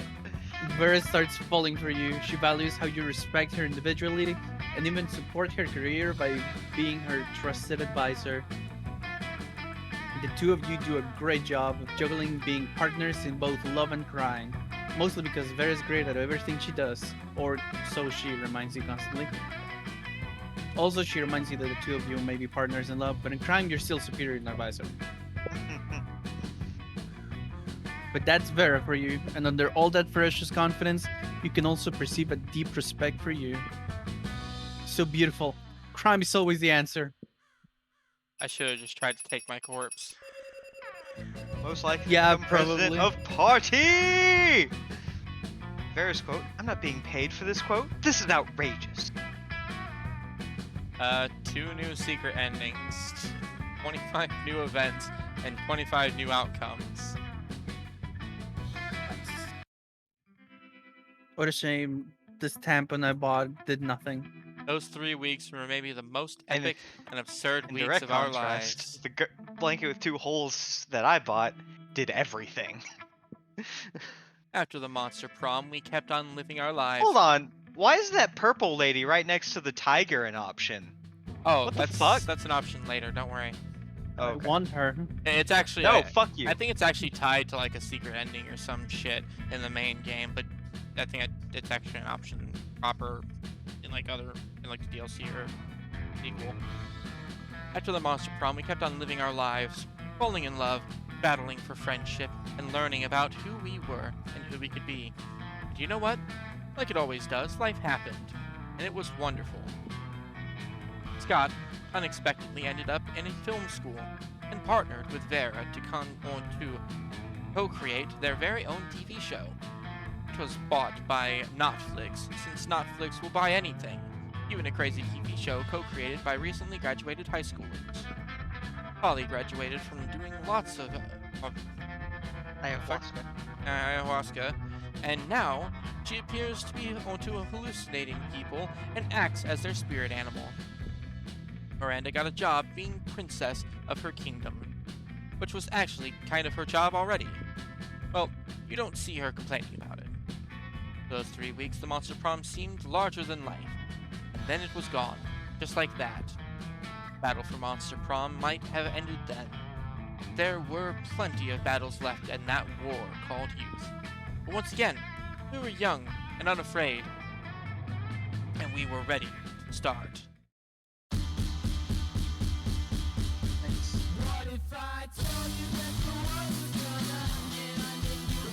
There we go.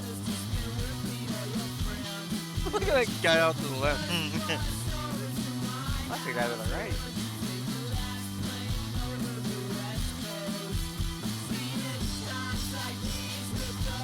Looks like Jesse. Oh, it's because it's Jesse. Who? Jesse Cox. You know, it was a werewolf. Oh, yeah.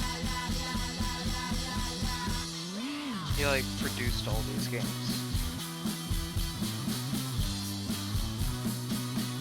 Oh, hell yeah, I'm the drummer.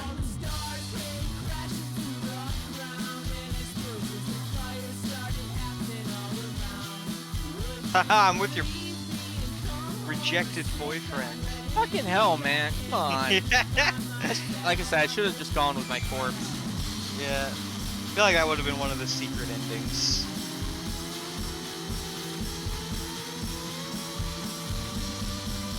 I should have known that I didn't spend enough time with Scott.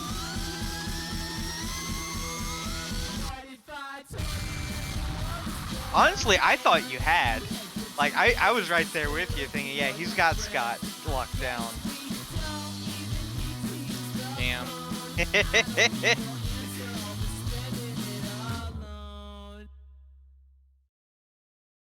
Aww. Aww. No better That's distraction. That is actually adorable. That said, that The also golden took, ending. that also took Yeah, 2.5 hours. Yeah, I'm 90 not sure minutes I've got my another ass. one in me, but That was super fun, though. That was a good That was time. a great time. I'm excited to do the sequel next weekend. Yeah, or well, we would be doing the DLC next weekend. Oh yeah, fair enough. I'm excited to do something next weekend. Oh, yeah. But since that is it for the night, thank you both for being here, and thank you if you're still here. Probably just. Don't worry, you're gonna My get wife. Scott next time. I'll get him next time. That's for damn sure. That's your goal from now on. Is just win Scott over. Yeah, I haven't given up on Scott. He'll be mine. You'll get him. Yeah, that's gonna be it. That was a fun time.